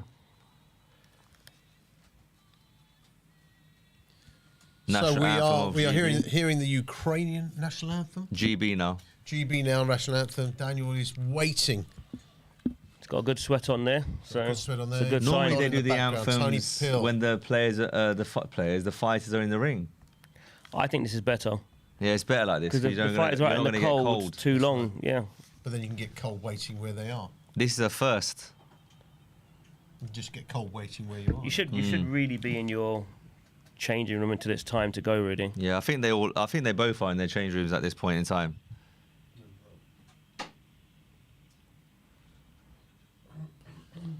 I would like to know, we don't know yet who the referee is. We obviously find out very shortly. But like I said earlier Michael on, Buffer I going said, through the I Are You said the Readies. referee will play a huge part in this fight. I want to know whether he's going to be more strict with Usyk or more strict with Daniel, because I think that is key. That, you know, sport at the highest level is about margins, and of course when you've got a referee who could swing that margin slightly, it could be the difference that makes the difference. What do you think, Xavier? I agree 100%. You know, Here you've got comes to have an Daniel Dubois. A-star referee. You know, someone who's been there and done it, had experience in these sort of fights before. Daniel Dubois Yeah. walk into the ring. Can I have your predictions, guys? I want you to write in. Give me a prediction before it starts. Obviously, press that like button. I'm one of these modern day geeks who takes likes for a bit of acknowledgement. Doesn't really mean anything, but we'd like to see a few likes. Come on. They're just showing the VT of Daniel Dubois training, his past performances. And this great run, isn't it? That he's Yeah. had great run of form. It's a fascinating fight, this one. Like I said, he can do it. I'm not going to be shocked if he wins. And you wouldn't be shocked if he lost either. Well, he's he's 60-40 Usyk, in my opinion. So Daniel's going to do his ring walk first. He's the It's holder of always one nice belt. to have a good ring walk as well. I'm interested because I tell you, when he came out against Joshua, he looked like Locked in. Mike Tyson, locked in, really up for it. And I want to see. You can tell a lot from the way he's looking on his ring walk. When he was standing there, he looked a little bit pensive, a little bit nervous. For me, He's itching to go. let's see what he's like now.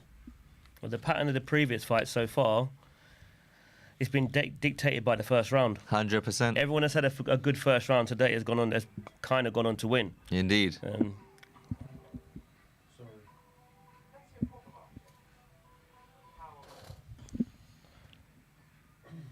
So Daniel Majim Yom said, an easy win for Daniel. Wow. Michael says Daniel wins. Interesting. You've got to put a bet down. They sound very confident. Here he comes. So what are we calling this? There's a bit of a show going on here. A little bit of a show. With fire, what is it? With the flame and a bit of fireworks and all that for Daniel Dubois. Well, entertainment is what you pay your money for. Exactly. Yeah. I'm sure it's going to get remixed now. Still hasn't walked out of his change room. I mean, when you come out of the change room, you just want to get in the ring, surely. You don't want to be messing around with all this nonsense, do you? Nah, I mean, it's part of it, right? You pick your songs. It's up to. It's all. You got to take it in and enjoy the moment. Embrace it. Yeah, but you work yourself up. As a boxer, sweat. you can't wait to get in there and get going. Of course, of course. You're working up a sweat, and then you're waiting around. You're only going to get cold again. Yeah. Well, it's up to him. He could have walked out by now if he wanted to. His brother there to the left, holding the. There he goes. He's IBF pumped. belt. Same as against AJ. The mindset's there. Now he needs to execute the game plan that him and Don have been going through. Not quite the same. When he came out against AJ, he looked like he was roaring. He looked like a lion. Now Same. he looks a lot. What's the difference? He's looking focused. You think that could be down to he's been there before now? Yeah, He had the 100. Joshua And fight? and also the ring walkers, you've got to go at a certain pace. They probably told him you can't just charge the ring. You're going to get there before the music finishes.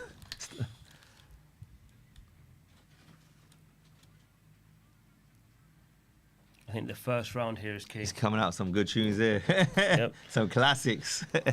Charlene Wilson says Usyk wins on points. Okay. Stephen George Cook said Dubois to take a knee in round 7. What was the predictions again? Sorry? What was your prediction again? I said Dubois to win on a stoppage, round 7 or 8. 7, you said, yeah. Dubois has to, if he's got any chance of winning this fight, he's got to win in 6. Otherwise, Usyk wins on points. So you got Usyk points? Usyk points or Dubois within the distance. He's not winning on points. I don't think he's got enough in terms of skill set to maintain and sustain those attacks for 12 rounds. I think both fighters are going to get hurt, yeah. His kid brother is a good kid, actually. It's a good little boxer, yep. Good little boxer and also a nice kid. We've had about 4 songs though, and he's only on the stage. This is crazy.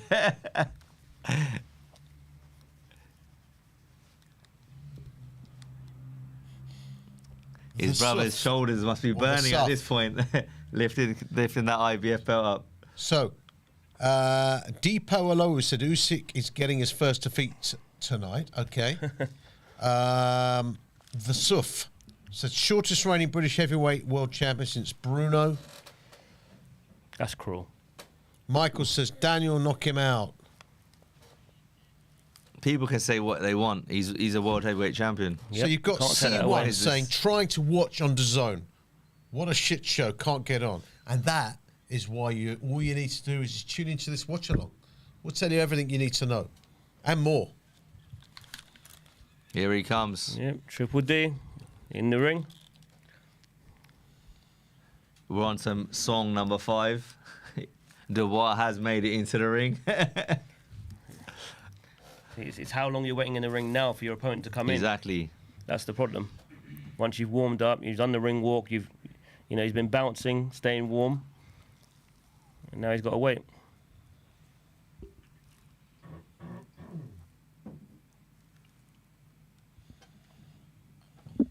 Just about to introduce Oleksandr Usyk into the arena. He's a special fighter. I wonder what the odds are for this fight to go to points. Be interesting. Just check them, Keith. Check the odds, mate. The odds for going to points. So, what did you say? What's the odds on the fight going points? They were quite high. I know that Daniel winning on points because I was going to put. I thought it would be a good bet because it's a bit of an unusual one. I think Daniel winning on points could be like 18 50. to 1. I think it was. Definitely. 18. Something like 18 to 1 for Daniel to win on points. I remember. I thought it'd be wider. Yeah. Mr. Usyk. I think Daniel's going to make a fast start here. Definitely. And Usyk's going to use all the tricks in the world. Complaining about every low blow. Yeah. It's like Keith said. How is the ref going to be lenient with that stuff? Because then we don't want it to end up being like Mayweather Hatton, where the referee every time they came I thought the refs together ruined the whole fight. I said the same thing to Ian. What's his surname? Ian's surname? Dubry. I said to Ian Dubry a couple of weeks ago. I said to him, I do believe much will rest on the referee. And no one has been saying this. And I'm very surprised. I agree with you. I think that the referee has to stamp The thing his is, if one of the authority teams say if one of the teams say it, then it's going to obviously offend the ref. So you can't really, in the managers' meetings and things like that, you can bring it up. No, but my point is that all You're not the gonna say it in pundits and all public. this that be going on about what Daniel's got to do. No one. Oh, as has in been talking about the pundits, referee. yes. You're spot on. apart from Us. exactly. Well, that's why we're here. Well, there you go. There's a few ways to skin a cat, and I'm an animal lover. Here he comes, Mr. Here Usyk. comes Oleksandr Usyk. Yep. He looks like the silent assassin. 23 wins, 14 KOs for Usyk. I mean, his eyes look like kind of like far apart from each other. I think Usyk realizes this is going to, in his face there, yes, he looks stern and mean, but he knows it's going to be a big challenge. Yeah, he's not going to underestimate Daniel Dubois. Especially at 38 years old. 100%. As well. But they do say that heavyweights mature a lot. Of course they do. It sure. But it's the miles on the clock. I tell you what the difference is for me. Two tough fights against Fury. He did. I think it's two long fights. Joshua gave him a toughish fight, especially in the second fight. I'll tell you what I think, and none of us have mentioned this yet. What is the one thing that Usyk? What is the major quality that Usyk has above all other heavyweights?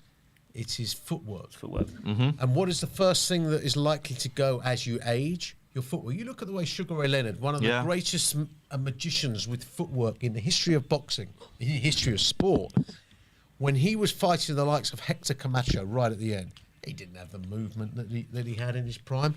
So what I'm saying is, if his feet are any slower, top sport is about margins. If his feet are a tiny bit slower than they were, again, it's a difference that can make a difference. I agree. 358 amateur victories. It's a lot. It's a lot of miles. But Usyk step boxes. Usyk's step boxes. Yeah. It's all at his own pace. You know, he doesn't rush his work. He's not one of those guys that jump around all over the place. It's all very, very controlled. Sorry to cut you. I think there's a lot of Ukrainians in the crowd. As an amateur. You can hear the atmosphere. There's plenty of You've got Daniel Dubois with a huge KO ratio. You know, out of his 22 wins, 21 by knockout. I know there's 2 defeats, one to Usyk and the other one to Joe Joyce all those years ago. But again, in those fights, he didn't take much punishment. He just took what he had to, and then that was that. I have to say, look, he did take punishment. I mean, you know, he looked like he'd been in a he battle took more punishment against Hrgović, and he came out look as fresh as a daisy. Dubois. Yeah. Took a lot of right hands from him. I'm talking about Usyk, too many. actually. Yeah, too many. But that just shows he's got a chin, because Hrgović can bang. In today's, it's harder, Hrgović look at the punch for that one Joshua punch caught. power, Hrgović or Usyk hits harder. Hrgović, right? And look at the punch that Joshua caught him with in the last fight. And then he absorbed it, and then he hit back straight away. Yeah. And knocks him out. I mean, Usyk really has been amazing. He has. He's given away all that height and reach against Fury. You know, Daniel Dubois is 6'5", isn't he? About 6'5", 6'6", yeah. Yeah, Usyk is what, 6'4"? Yep. Yeah, so he's dealt with bigger challenges. Some of these Eastern Europeans. Again, mindset. They're hard. as cool as you like. Yeah.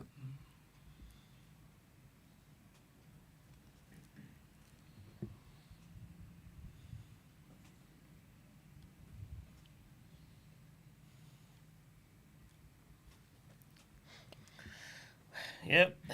Prof Tad said, what time's the fight starting? It's starting now. The legendary Michael Buffer doing the rounds. So what, you're going to have a first Kevin time... Ashley said Usyk round 7 knockout. First time, 3-time unified champion in Usyk. Undisputed? Yeah. And then you're going to have the first... Well, it's the first time Undisputed...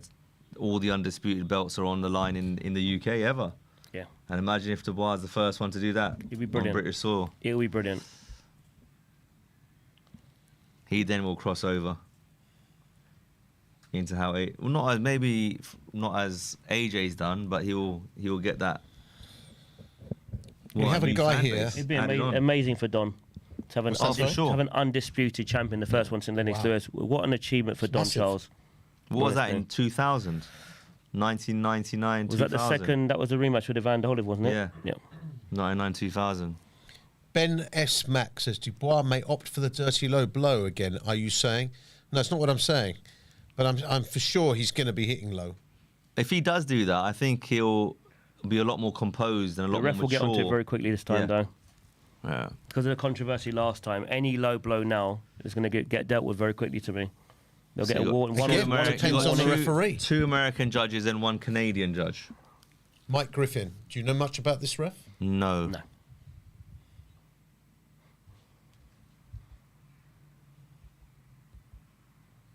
Because Michael you may get a Buffer referee. going through. If Daniel does hit him on the waistline, on the belt line, and then Usyk complains, the referee. He complains every fight. He may say to Usyk, keep quiet and get on with the fight. Dubois is itching. He's right next to Michael Buffer at this point. We're just going through the let's get ready to rumbles at the moment, ladies and gentlemen. Well, he's refed 401 bouts, Michael Griffin. His face is familiar, but I don't. And he's from Canada. Let's look. What big fights has he? Oh, he must have done quite a few of the Supermans, and I think he done Carl Froch Butte then. Done Cepeda, Farmer. That's recent. That's this year.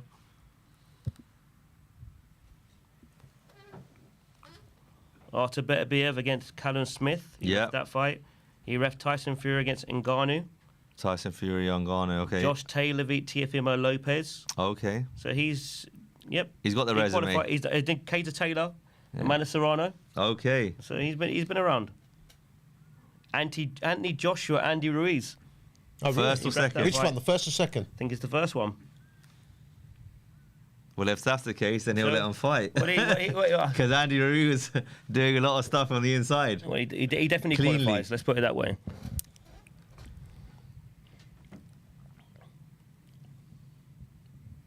Michael Buffer announcing Usyk now. Matthew Pugh said Usyk will stop him in 8 or 9. Well, The Suf said, what is the official low blow rule? Do we know? it's a shame we didn't actually get to see the referee's instructions in the changing room, because usually they'll point to the belt line. Yeah. And then we'd get a gauge. Depends how far high up Depends how high up. They wear the shorts. Yep, you can pull it up as high as you want, but the good refs will say to you, okay, well, that's not low. Yeah. So hopefully they'll repeat it during these instructions or during the first round. Because it's a key. That is a key.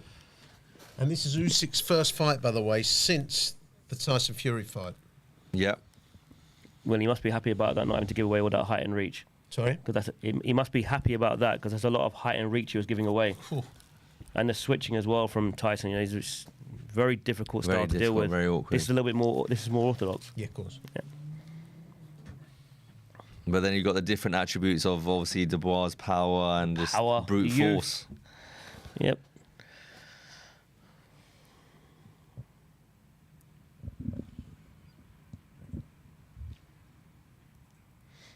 This is going to be electric.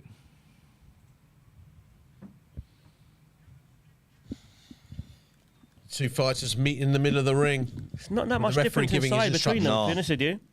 So if Usyk's 6'4", he's 6'5" then. But there's 20-pound difference in weight. No one's touching gloves. Very good. Interesting. Oh, here we go. Here we go, guys. It's about fighters go back to their corners. I will be scoring it, guys, if that. Well, this first round is key. Let's see. Again, southpaw, orthodox. Dubois into the centre of the ring. Very important that Dubois takes away that lead hand. So don't let Usyk faint too much. Going, Daniel. Good jab. Stiff jab by Usyk. It's not enough head movement from Dubois at the moment. That shouldn't stop him coming in, though, Dubois. It's not enough head movement at the moment. Daniel's got to get his head moving. He doesn't tend to move his head. No. See, that's why he's getting caught with the jab. Lovely right hand by Daniel Dubois, off of the jab. Wow. He's not holding back with that right hand. He won't jab. At all. Good parry that by Dubois. I think Usyk's looking to hook impose off that himself. jab. His jab is very A couple effective of in his times first with round. with a jab, hasn't he? Stiff The jabs. southpaw jab. Good Wow. right hand again. Response by Daniel Dubois. Uppercut by Dubois.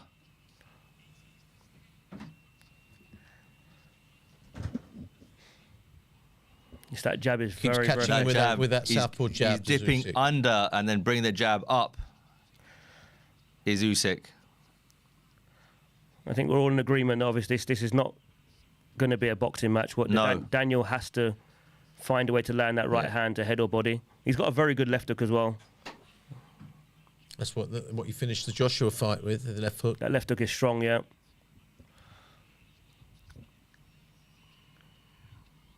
He needs to accept that obviously he's going to get touched. And can he follow that up? It's interesting we're It's a talking good about the start. feet earlier, isn't it? Because Yeah. I think that Usyk is not actually stepping out of range quick enough off Daniel's right hand. He's That's he's correct. blocking Usyk's it. foot movement has slowed. I'm telling you. Definitely. It's what I was saying before the fight about Yeah. his foot movement. He's 38. His foot movement is not as He's not. quick at the moment. Daniel's not falling short with that right hand. He needs to step out of range a little bit quicker. Mm-hmm. So very good. But I think that first right hand woke Usyk up. He felt that slightly. Definitely Maybe felt he it. didn't wobble or anything, but just to say, like, I'm there. The difference in this first round has been Usyk's lead jab, though. For sure. Yeah, 100%.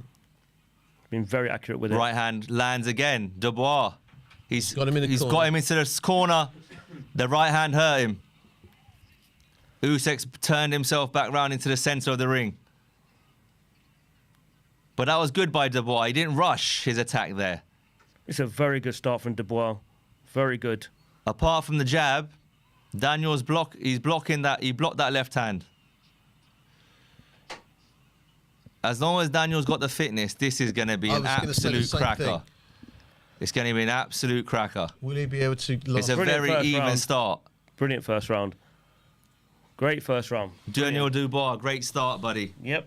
Good That's start. a close round. Good start. I actually make that an even round. Actually, I've got that to Usyk. I've got to go with the cleaner. Usyk more caught Daniel clean, with about effective 3 punches. I think southpaw Daniel- jabs, but that was about it. I would say. Daniel's punch combinations there could have easily nicked him the rounds there. I'm going with an even round there. It could have been 10-10. It could have been 10-9 either way. It depends on what you're scoring. Those right hands did land on Usyk's chest and face. Yeah, but Usyk Usyk had landed success with his more right jabs. jabs. For He sure. had some success with those right jabs, and He did. that I think evens it out. But it was 3, but there were 3 solid jabs. I mean, look, we're going through the first round here, just showing out the highlights. Yeah, it's just the more clean, effective punches like throughout the round. I like a lot of Daniel's work. It was, especially that right hand. Was clean, needs though. to- He was landing, Zav. He Clean. needs to focus on that body, though, Daniel. Don't The get away thing from is, that body. his feet may not be getting him into range to throw that right hand to the body. Good jab to the body from Usyk. But then Dubois replied with the right hand in the same instance. And Daniel's not come here for a boxing match. He's doing exactly what he should be doing. Just footwork. I just wanna see- foot across. He's moving around better this round, Usyk. Yeah, I've seen him in sparring. I like his in and out movement. It's underrated. Who's that? Daniel Dubois. Right. If Usyk does start to come onto him, I think the rear hand uppercut would be a big shot for him as well, for Daniel Dubois, if he can land It's it and time interesting. it. If Usyk can do it, if he can back Daniel up, that's what you should do to a power puncher. You know, Yes. putting them on the back foot. If he For can sure. do it, but it's a gamble, especially this early in the fight.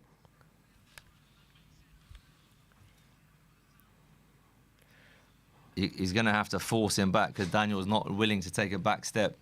This definitely looks like a different fight to Like their we first said, fight. we discussed this earlier, didn't we, Yeah. boys? That's fine. He needs Usyk as close to the ropes and corners as possible. See, Usyk keeps his backhand, right by his chin, which is obviously what you should do. Dubois fainting a little bit there. But there is a target right down the middle if Daniel can step in and find that right hand. Absolutely.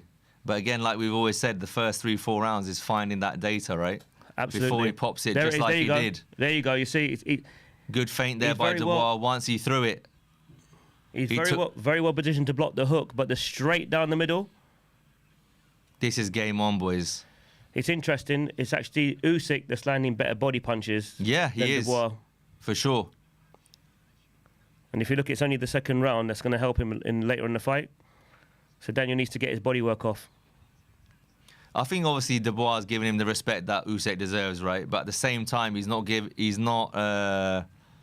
holding back himself. Let's put it that way. Well, let's put it this way: he's actually It's another competitive round. He's well in this fight. He's done a better job at dealing with Usyk's jab this round. He started kind of cold, didn't he? Yeah, he did. He's not really getting caught with a jab like he was in the first round. It's a good thing. So he's warmed into it now. Maybe if he dips low and comes over the top, Zav, with the right hand. That could Dubois. work. Definitely, that could work. But I would definitely invest in the body. Yeah, Daniel's had very little success to the body so far. Very little, yeah. That's a worry. Surprising. It's because I don't think he's looking to go down there at the moment. He's just looking to hit him in the chest, on his arms. He's trying to obviously land that right hand on his chin. And he's landed. I mean, it'd be nice to see the punch stats. That was a great backhand. Straight left from Usyk. Great backhand, and he absorbed it. This is where Usyk has to be careful, though, because Daniel, you can see when he got hurt by Joshua, he found the finisher. That was a very good counter backhand by Oleksandr You have to Usyk. give that round to Usyk. I gave it for me. to Dubois. For me, I'd give that to Usyk. Usyk round. I'm giving that to Usyk. Dubois was the busier. For me, I'd give if I was pushed on it, I'd give Dubois the first round. To be honest. Yeah, if it wasn't for that finish, it's just a very strong finish from Usyk. Exactly, And the last 30 seconds. It's always the last thing the judge remembers. When Yeah, they go for to sure. sit down with their card, it's the last thing they remember a lot of times. Oh man, that counter backhand. Are they going to show it? There, he dipped out to the side. The backhand stays on line. There. Yeah. It's because he lost his shape. Dubois. He was square on when he took that punch. Look. But one thing I've never liked about Daniel actually is his general stance. He's a little bit open anyway, isn't it? But that's just because of It's his. loose limbed, kind of, yeah. Huh? Because It's kind of loose limbed, yes. He's Too much like this. very I'd yeah, see but him he's very close up a broad. bit He's more. very muscular around his deltoids. That's why. He's a very broad guy. Really good start from both, though. It's a great fight.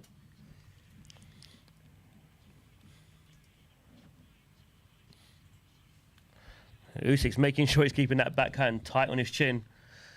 It's just like I said, that shot right down the middle is interesting. That was a forearm. Dubois pushed But him that's what back. They Dubois lose got to do. balance. You've got to make him uncomfortable. Rough and tough. Yep, you've got to make him uncomfortable. Don't let him get into his boxing.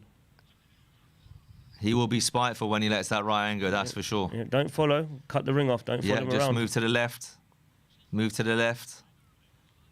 I think that's where Usyk could be vulnerable. You see what you Lovely there, right hand by Daniel. Dubois. Got to be down the middle. You see when he Beautiful. pivots towards his right. Correct. That's when Daniel should throw that right there. Left hook That's when he should finish. throw it. He just added that in. Dubois. Dubois leashes Good it. work from Daniel. This has got the Chisora vibe to it. It has. But with more menace. He just... Got the first minute to Dubois here in this round, this third round. Correct, yeah, defo Zav. First jab to the body by Dubois.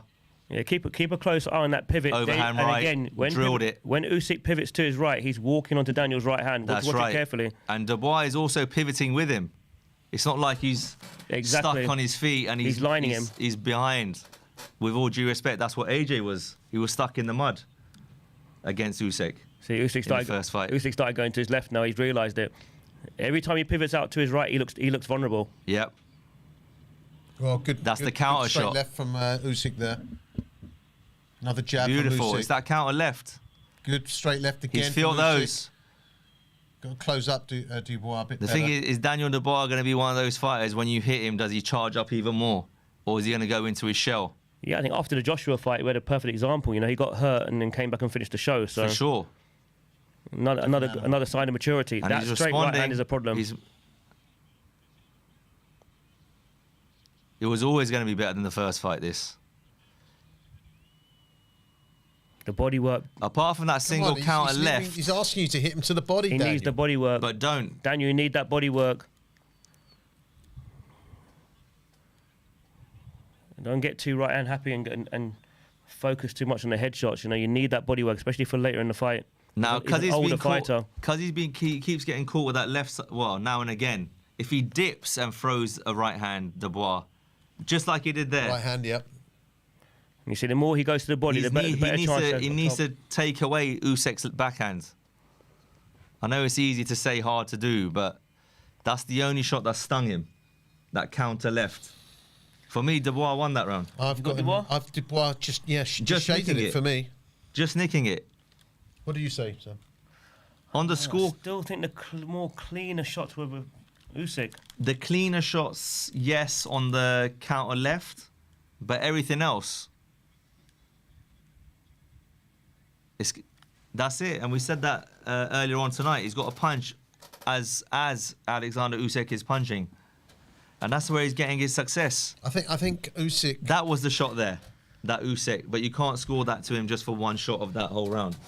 Having said that, I think Usyk's been more accurate with his punch. He's been more accurate, definitely. Yeah, for sure. The first three rounds, to me, Usyk's been more accurate, and I think Lennox is spot on there. You see, you've got to catch Usyk before he gets away. So when he pivots to his right, he does leave a gap. Yeah. And Daniel's just got to track him and follow him. Well, and he had him in the right corner hand. before, didn't he? And Usyk pivoted to the right. Yeah. And he made an Daniel adjustment. should have got him on the way out. But Usyk made a very good adjustment. Daniel starts with a jab and a right hand left hook combination. Skims Usyk's chin. But Usyk's just composure, his powers of recovery. We're into round 4. This fight is flying at the moment. It's a good start from Daniel.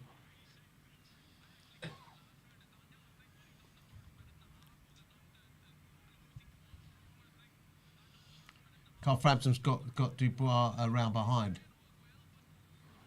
See, so I said earlier in the fight that Usyk's going to start hooking off that jab. Yeah, and he has. Done it twice there. Yep. He holds his left hand. Now throw your hands. Low Dubois, doesn't he? That's where he needs to throw his hands, Daniel. Uppercut there. He is cutting that distance down as the rounds are going on. He's getting closer to Usyk. Whether that's Usyk allowing him to come in, or if that's Daniel Dubois putting the pressure on, it's really starting to show now. Yep, you're spot on, Ali, there. I mean, we said it. The first 4 to 6 rounds are key to this whole fight. See, the adjustment Daniel needs to make now is that when he does Left finally hook. get in range, is he needs to start doubling up on his right hand. Yep. You know, change the rhythm now, because Usyk's used to coming with one backhand like that. Just like that. He started with a rear hand left hook finish. Lead it again with the right hand. You just got to make sure he doesn't fall in and get hit with that left himself with Usyk's backhand. Daniel was very, very close with a short right hand just now. Very. Whiskers. But he's holding the middle. He's the centre of the ring. Is Daniel's at the moment. Usyk really is something else. I mean, He's special. That's a dangerous fighter in front of him. He's right there. And he's staying in there. He's not looking to hide. He's right there. Because he knows he can sting him with his backhand. There's a little bit of a marking under Usyk's right eye. We need that body work, Daniel. And that's where he needs to touch him there. Body work, body work, body work. He could get out of those corners, Usyk, and I don't think Daniel manages to get him on the way out. Do you see? Incredibly, it's Usyk that's doing the better body work. He's been doing the better work since the fight started. And it's Dubois that's landing and being more accurate with his backhand to the Good body shot. See, body shot, and he go back down there again. And then Usyk complains to the ref straight away. No, he didn't complain, did he? He did. He tapped down to his left hand onto his groin guard. Pathetic. He's still got a bounce in his step, Daniel.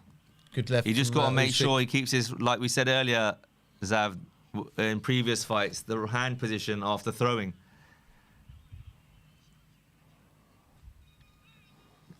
I think Usyk for me. That round. That was even that. This is going to be a tight fight. It's kind of what I'm expecting anyway. I'm expecting Usyk to win the rounds. It just, for Daniel, it's about getting a knockout.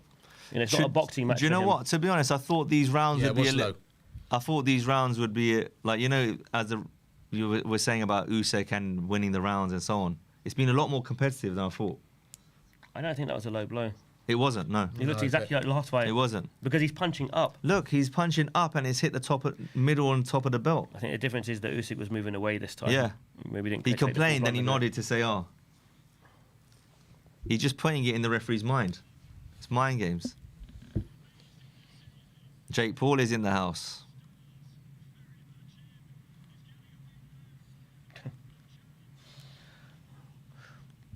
Oh, look who it is, Mr. Jason. Is it Jason Statham? It's been a great fight. Great fight so far. Very. Was this round 5? It is, yeah. Yeah, It's good flying by.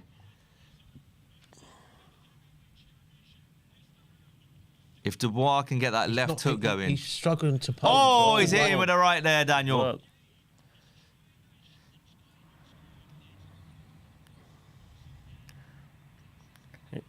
Daniel needs to control that front hand and throw that back hand downstairs. When he doubled that jab there, Zav, he was a different problem for Usyk there, wasn't it? 100%. Doubling up. This is the time to start doubling the jab now. Round 5, 6 onwards. He's not going to get the headshot he's looking for unless he works the body first. 100%, and he's got to get that double jab going. You can't throw a single jab then right hand against someone like Usyk over and over again. Usyk just missed Dubois with a lead left hook there. This could explode at any time.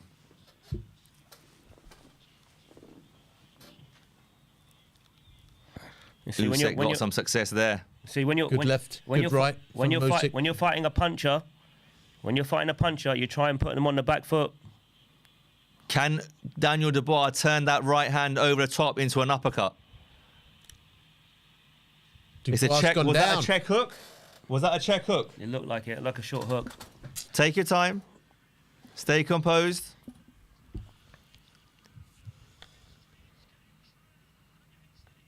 I think he might go for him. It's still a minute and a half Usyk to will go for the finish. Just.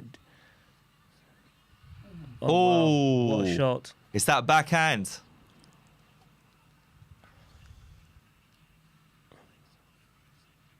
Unbelievable finish. It's over. An unbelievable finish.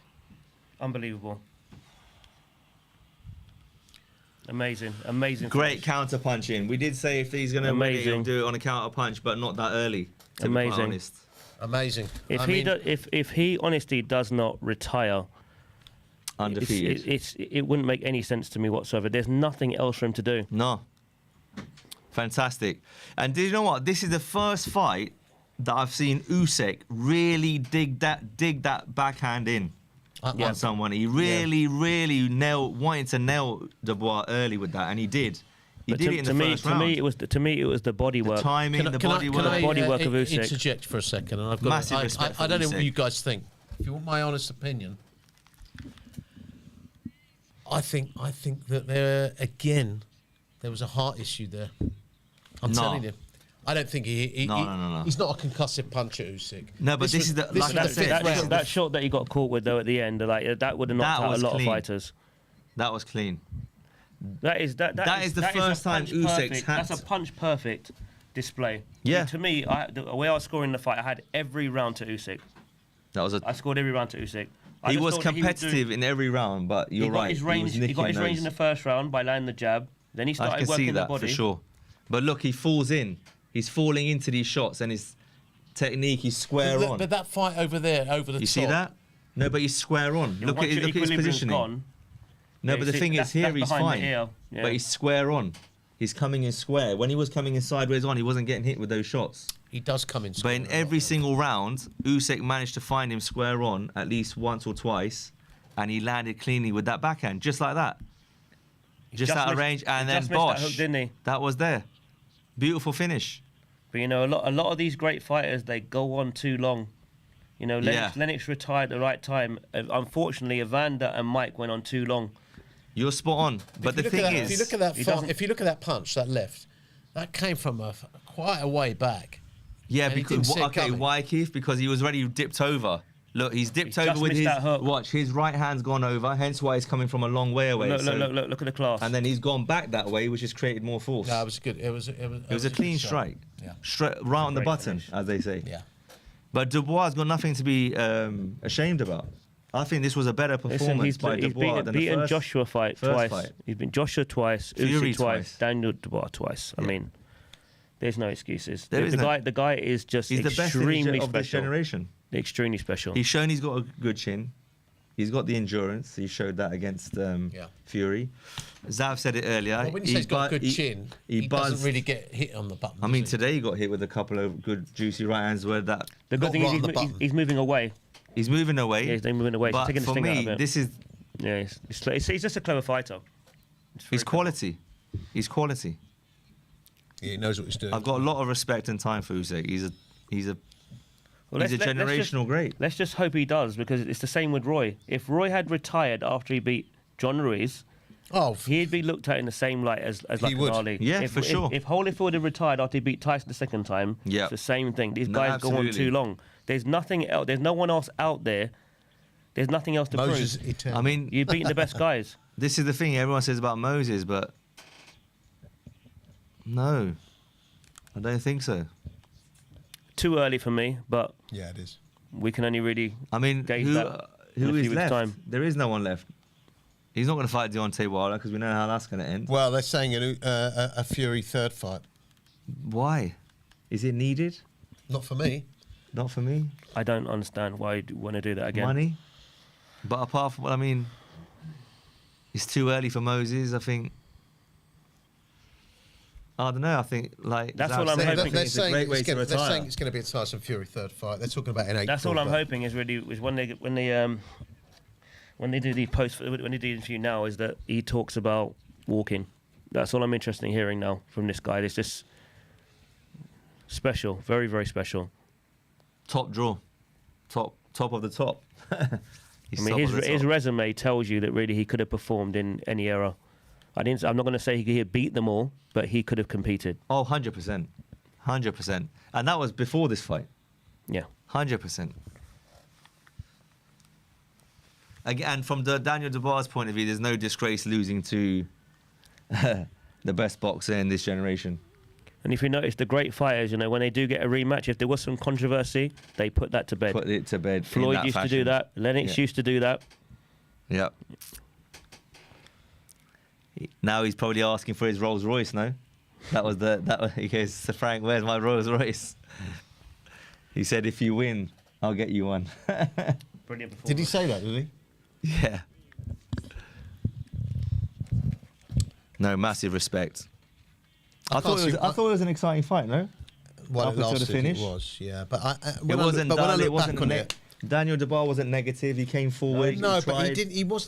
He wasn't hitting him with clean. He never hit. Yeah, Usyk the with clean, shot, like did he? like you boys did say while we was And that's the thing. commentating on the fight. I'm sure if Daniel would have That hit him with a clean backhand, shot, you'd that know left that. hand. But as we spoke about earlier, the problem is that all these pundits and all these boxing experts, you're suggesting that some of these boxers do something they don't naturally do. Correct. Daniel Dubois he's not a come forward brawler like No. Derek. You can't sure. box with this guy. No. And the more chance you take, the more chance you got of getting. Yeah. Getting And caught. I mean, on that note, Daniel did try to come forward and do what he did, and look what Daniel happened. boxed a really good fight. And because he doesn't box behind the shoulder like Chisora would, as he goes in, he got caught with the shots, and then he got worn out. That backhand, how many times did it land in the last 30 seconds of pretty much each round? Cleanly. Usyk's being interviewed now. Let's see what he's got to say.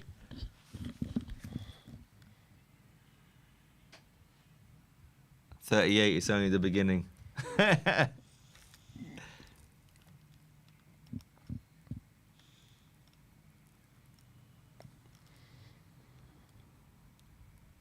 That's what we just spoke about, Jav. Yep. Separation. Rematches, why do you make it look easier? Data collection. 100%. Usyk saying 38 is not old.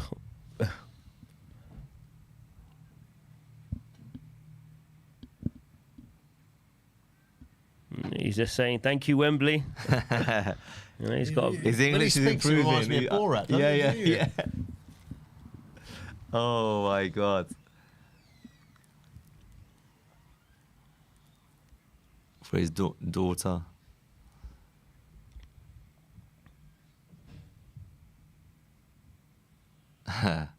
He always gets emotional at this point. What's the win for this time, they're asking him.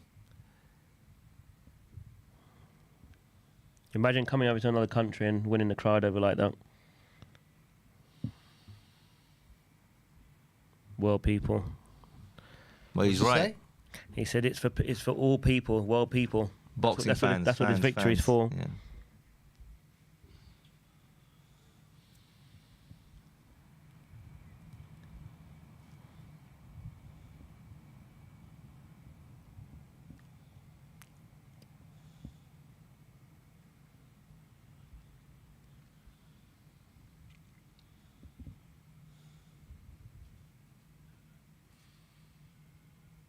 Nothing.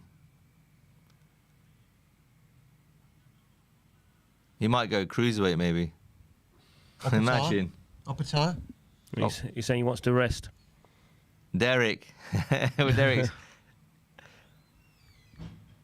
I remember earlier we did say Derek good did say friends. Derek said he was coming for the winner because he wants his world title shot. Derek Who was? Chisora. He said that's why he's here. also- And to be fair, he's given Usyk his toughest fight. 2-3 months. Out of everyone He that's wants fought to rest. Usyk, Derek's actually given him his toughest sure. fight. So you can't say he's not deserving of it, and No. he's actually put himself in a position. Exactly. So I don't see why not. They're actually close friends as well. There was an They interview might, Derek they done. might both retire But after money that talks, fight. yeah. Yeah. I can't There's see him no fight- one. I can't see him boxing anyone else apart from Tyson Fury next. Maybe it's Tyson Fury. He's asking the crowd's reaction. I think he knocks or stops Yeah. Tyson Fury next time. 3 options. Chisora. I'd actually prefer to see a Chisora fight, just because of what happened in the first one. This is the problem. He's lost for opponents. He's repeating Fury, Joshua, Chisora. Joseph Parker would be a good fight. Joseph Parker would give him a good fight. No, I'm not sure. Again, it's that mid-range Joe boxing. Parker hasn't fought him yet, though, Be a has good he? fight. New- Joseph Parker would be an interesting one. Parker's got got speed. He's got hand speed. He can move a bit. Doesn't carry the same threat as Daniel, though. And he doesn't carry the pressure of a I Derek think Chisora. Parker would do better against him than Daniel. He's got more to his. He's got more. He's got yeah. more in his repertoire. Daniel's a little bit. He's a little bit one-dimensional. If I'm Well, honest. good question now is who you want to see Daniel in with next? Joshua. Does that work? Before. Does that work? Why not? I'd like to see Dubois Why face not? Fury, actually. Yeah. I wouldn't mind seeing that fight. It's a good fight. Why No, not? I'm not sure about that. I don't think Fury's taking that fight. Well, you said he boxed We'll the have to ears wait and off see. Fury. We'll have to wait and see what happens Dubois. with Dillian and Moses. Exactly. Because Moses is in a position, if he would beat Stillion, for example, He put him straight he in, puts in him the in the mix. top, what, 2-3? I think because of Derek's age and because he's looking at his last fight, I The think sooner that, the better. I think it should be Chisora next. I think it makes the For the most belts. sense Yeah, but because he's actually in what does anyone position. want that for? Do I want to see it? No. Does Usyk really want to fight Derek Chisora? No disrespect to Derek Chisora. Yes, we know he's been in with everyone, but he's lost about a dozen times. Yeah, but he's mandatory challenger for He's the mandatory. IBF He's put title. himself in position which for is it. why And deservedly He's got so. big bodies. And to be honest with he you, deserves they're a it. joke. No, but they're not, though. Oh, How are they a joke? Because He's earned the right to. but to be fair, what you is have it, to 3-4 remember fights in a row. if he does not fight Derek, he'll have to end up vacating one of his titles. He's not going to want to do that. He's going to want And to. then He's going that's a to chance want to for keep his Chisora belts. to fight maybe Parker for that Parker will belt. beat Chisora. Okay, fine, no problem. I didn't think Parker beat Chisora in the first fight. No, he didn't. It's different Parker now. It is.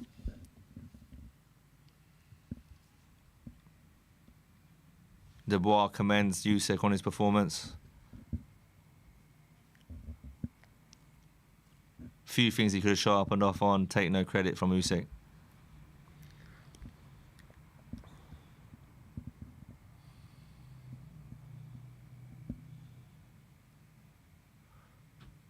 Like Zav said, I he think wanted that's what him was to go missing. more to the body. It was the body work was missing.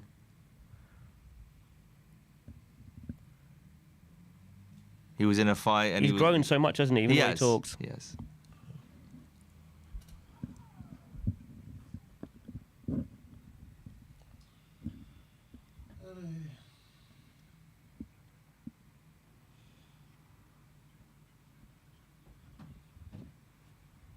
Don Charles, young champion, 27 years old. He will be back. He's the youngest, one of the youngest of the bunch. He'll be back. Don Charles praising Usyk, generational talent.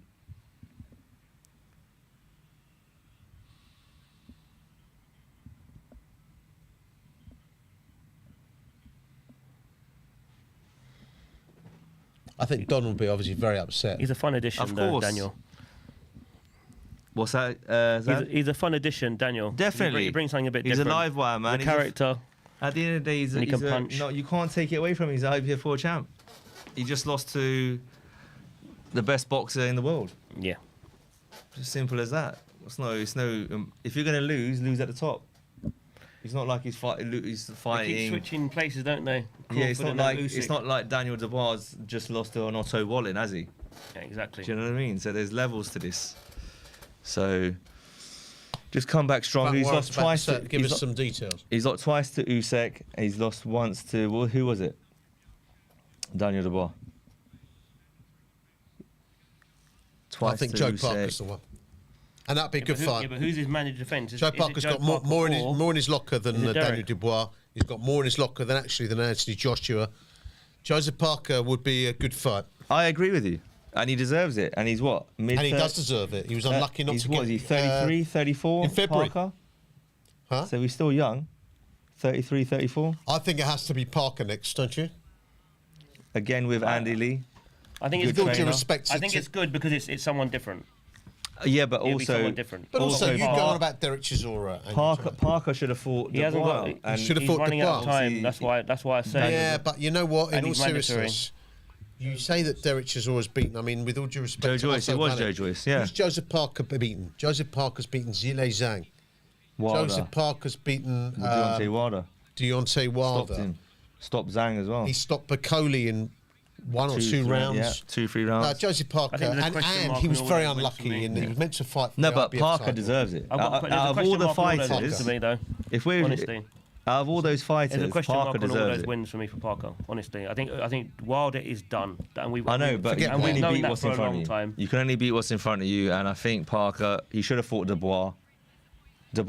Parker could have beaten Dubois. He could have done. He's got the skill set to do it. It's a shame that fight didn't happen. Exactly. I think Joseph Parker. But will get there's the shot Parker's in the next. ring right now.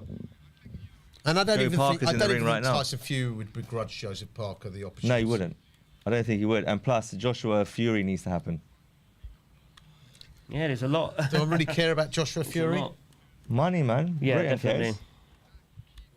Why do Britain care with all due Because respect? they're both going out at the same time.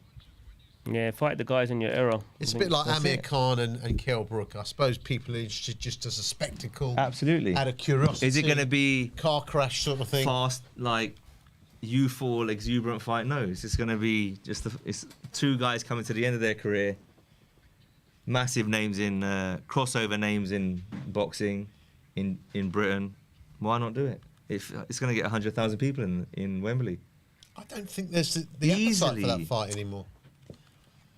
It Yeah, hasn't but got we the always same say appetite. that. Everyone said, oh, they're not going to fill Usyk and Dubois, not going to fill Wembley Stadium. It's different. It's But the look what's undisputed happened. world Yeah, championship. but Parker Usyk will probably happen in Saudi. Do you know what I mean?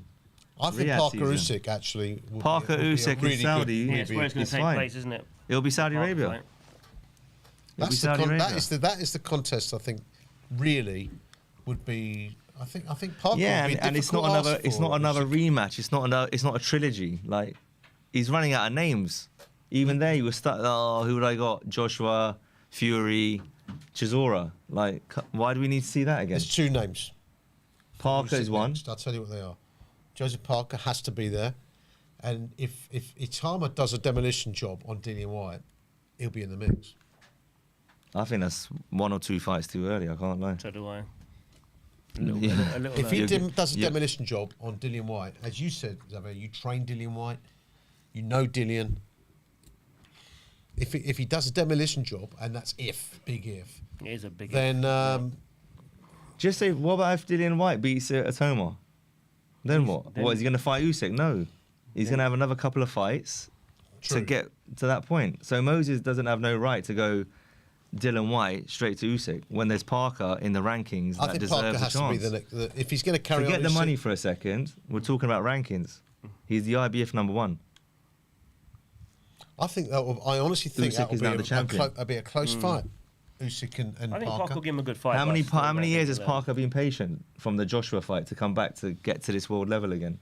And he hasn't said nothing. 8, He just 9 got on years. with it. He's got paid well. Unbelievable it takes that long. Do you know what I mean? He's to got get that- paid get well, that. etc., Seriously. etc.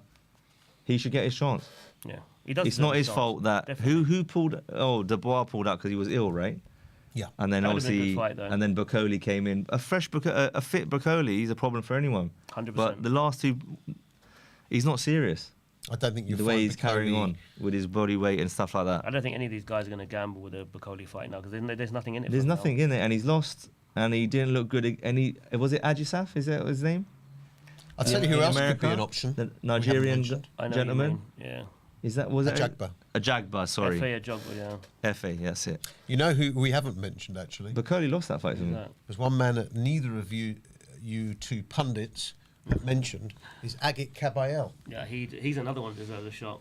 He deserves a shot. Maybe Parker fights Caballero, and then the winner fights Usyk, while I think Usyk Parker waits. deserves a shot. I don't know. How about a Dubois fight with Caballero? That'd be a good fight. Good fight. Caballero is a very good operator, man. Caballero is very skillful. underrated. Very skillful. He's tough as well. He stopped Zhilei Zhang as well in his last fight, if I'm not mistaken. This guy can box, man, Yeah, and he can fight. bang a bit. Yeah. He got Pacquiao in a few rounds. Flipping hell. Yes, 47, and we're talking about Usyk being old at 38. Oh my lord! If Manny Pacquiao Listen, does massive. that, I got wow. Well, it makes a mockery huge of respect the sport. to be honest. Alexander Usyk, mate. Yeah, it doesn't look good. It's If a Manny mockery. Pacquiao beats Barrios, that's the- not a good look on the welterweight division. That's I'll be honest with you. embarrassing because Barrios is meant to be fighting Conor Ben. It's a bit like That's- it's a bit, that's it's for a the bit like, WBC. it's a bit with all like, due respect, the WBC do funny things with their Ridiculous. ranking systems and it's like stuff being like on that. board coming out of retirement to play Carlos Alcaraz. I mean, with all due respect, Or Mr. it makes Sinner. a mockery of Mr. Sinner. It makes a mockery of the sport. I've got a question for you too. Go on.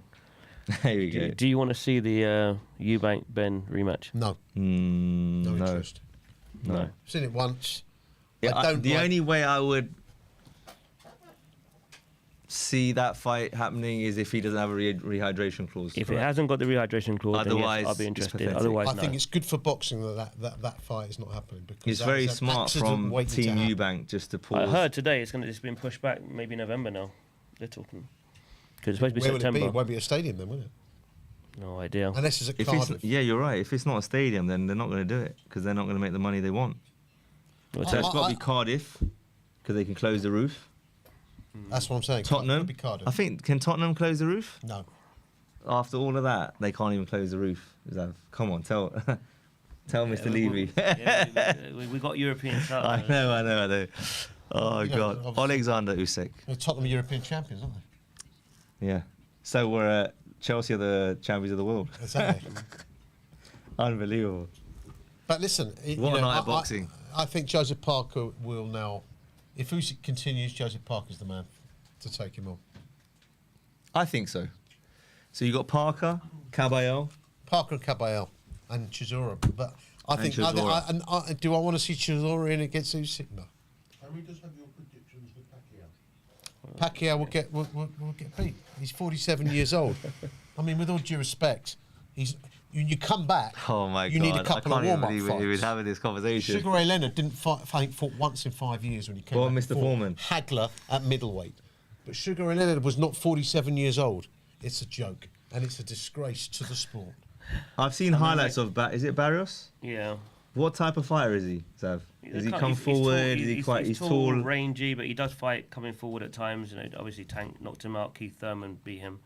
Right. You know, but he did beat Ugas, and Ugas did beat Pacquiao in Pacquiao's last big fight. That's right.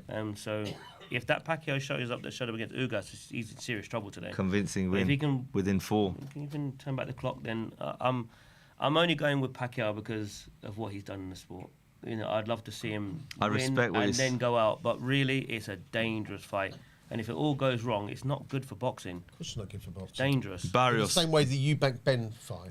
Let's put This it. is what That could've annoys gone me. horrible This is wrong, what horribly annoys me wrong. about the promoters. They were so keen for the rematch to be. You know, Eubank spent 2 days in hospital because of dehydration, and they wanted him going back in with the same hydration clause. That, to me, I don't like. you know, that. I don't want to get myself into trouble here, but promoters who do that, they need to get in front of the board, and the board needs to say, "Cut this out. This is you're gonna muddy the sport by putting on freak shows like that." I think we should be grateful that we got away with it, and it was a very good fight. Yeah, but the promoters are not happy because they and can then see just leave it, and they just see leave it the at dollar that. signs up. I know, but we should just leave it at that, honestly, because I was fearing the worst. I'll be honest with you. In that fight, I didn't like the way Eubank looked, and even after, you know, what he said made a lot of sense. Is that he had to stand still because he didn't have his legs. So For sure. Had to fight him like that. 100%. That's a worry. Then that is a worry. And that's what I'm got saying. away with it. It was an accident waiting And to happen. especially with the fathers and the way Chris Senior came in and made that night so special. Yeah. It should not. It's not going to happen again. Leave it as a one-off. Exactly. Yeah. I think Connor's got really good. He's got good fights ahead of him. I mean, Shakur fight sounds. Shakur is That'd be obviously a good. lightweight. Amazing. Shakur's a lightweight, but with all due respect, They're going to do it though. Shakur will box his head off. it's a mismatch. He is, Shakur but Stevenson he's is still a got- level above. He's still got to jump up 2 weights. That's what makes it fascinating. I'm going Barrios, by the way. You're going Barrios. The Of younger course. guy. Oh, come on, of I'm- course. The fresher guy. I'm outnumbered 2-1. I'm going to go for Pacquiao. Listen, Not I with great confidence though, but I'm going to. I understand why you're saying, and I hope Pacquiao wins, but realistically, It's his punch resistance that I'm worried about. father time and all that You stuff. see the way De La Hoya just looked awful against Pacquiao right at Exactly. the end of his career. And he had to, 100%. to retire in the corner. That's how I'm looking at this fight, unfortunately. The UK public, before we round it up, giving all the praise and high fives to this Mr. He Usyk. deserves it. He's come into a stadium where 80,000 odd people wanted him to lose. But look, guys, this has been an unbelievable night. Didn't turn out the way I think The British we public. wanted. We wanted the British guy to win, obviously, but we want to thank you for joining us. Let's say thank you very much to our 2 guests. Thank you very much, Ali. Thank you very much, Zav. You're welcome. And I've been Keith Fraser, by the way, and I still am. But thank you very much for joining, and we'll see you next time. Brilliant.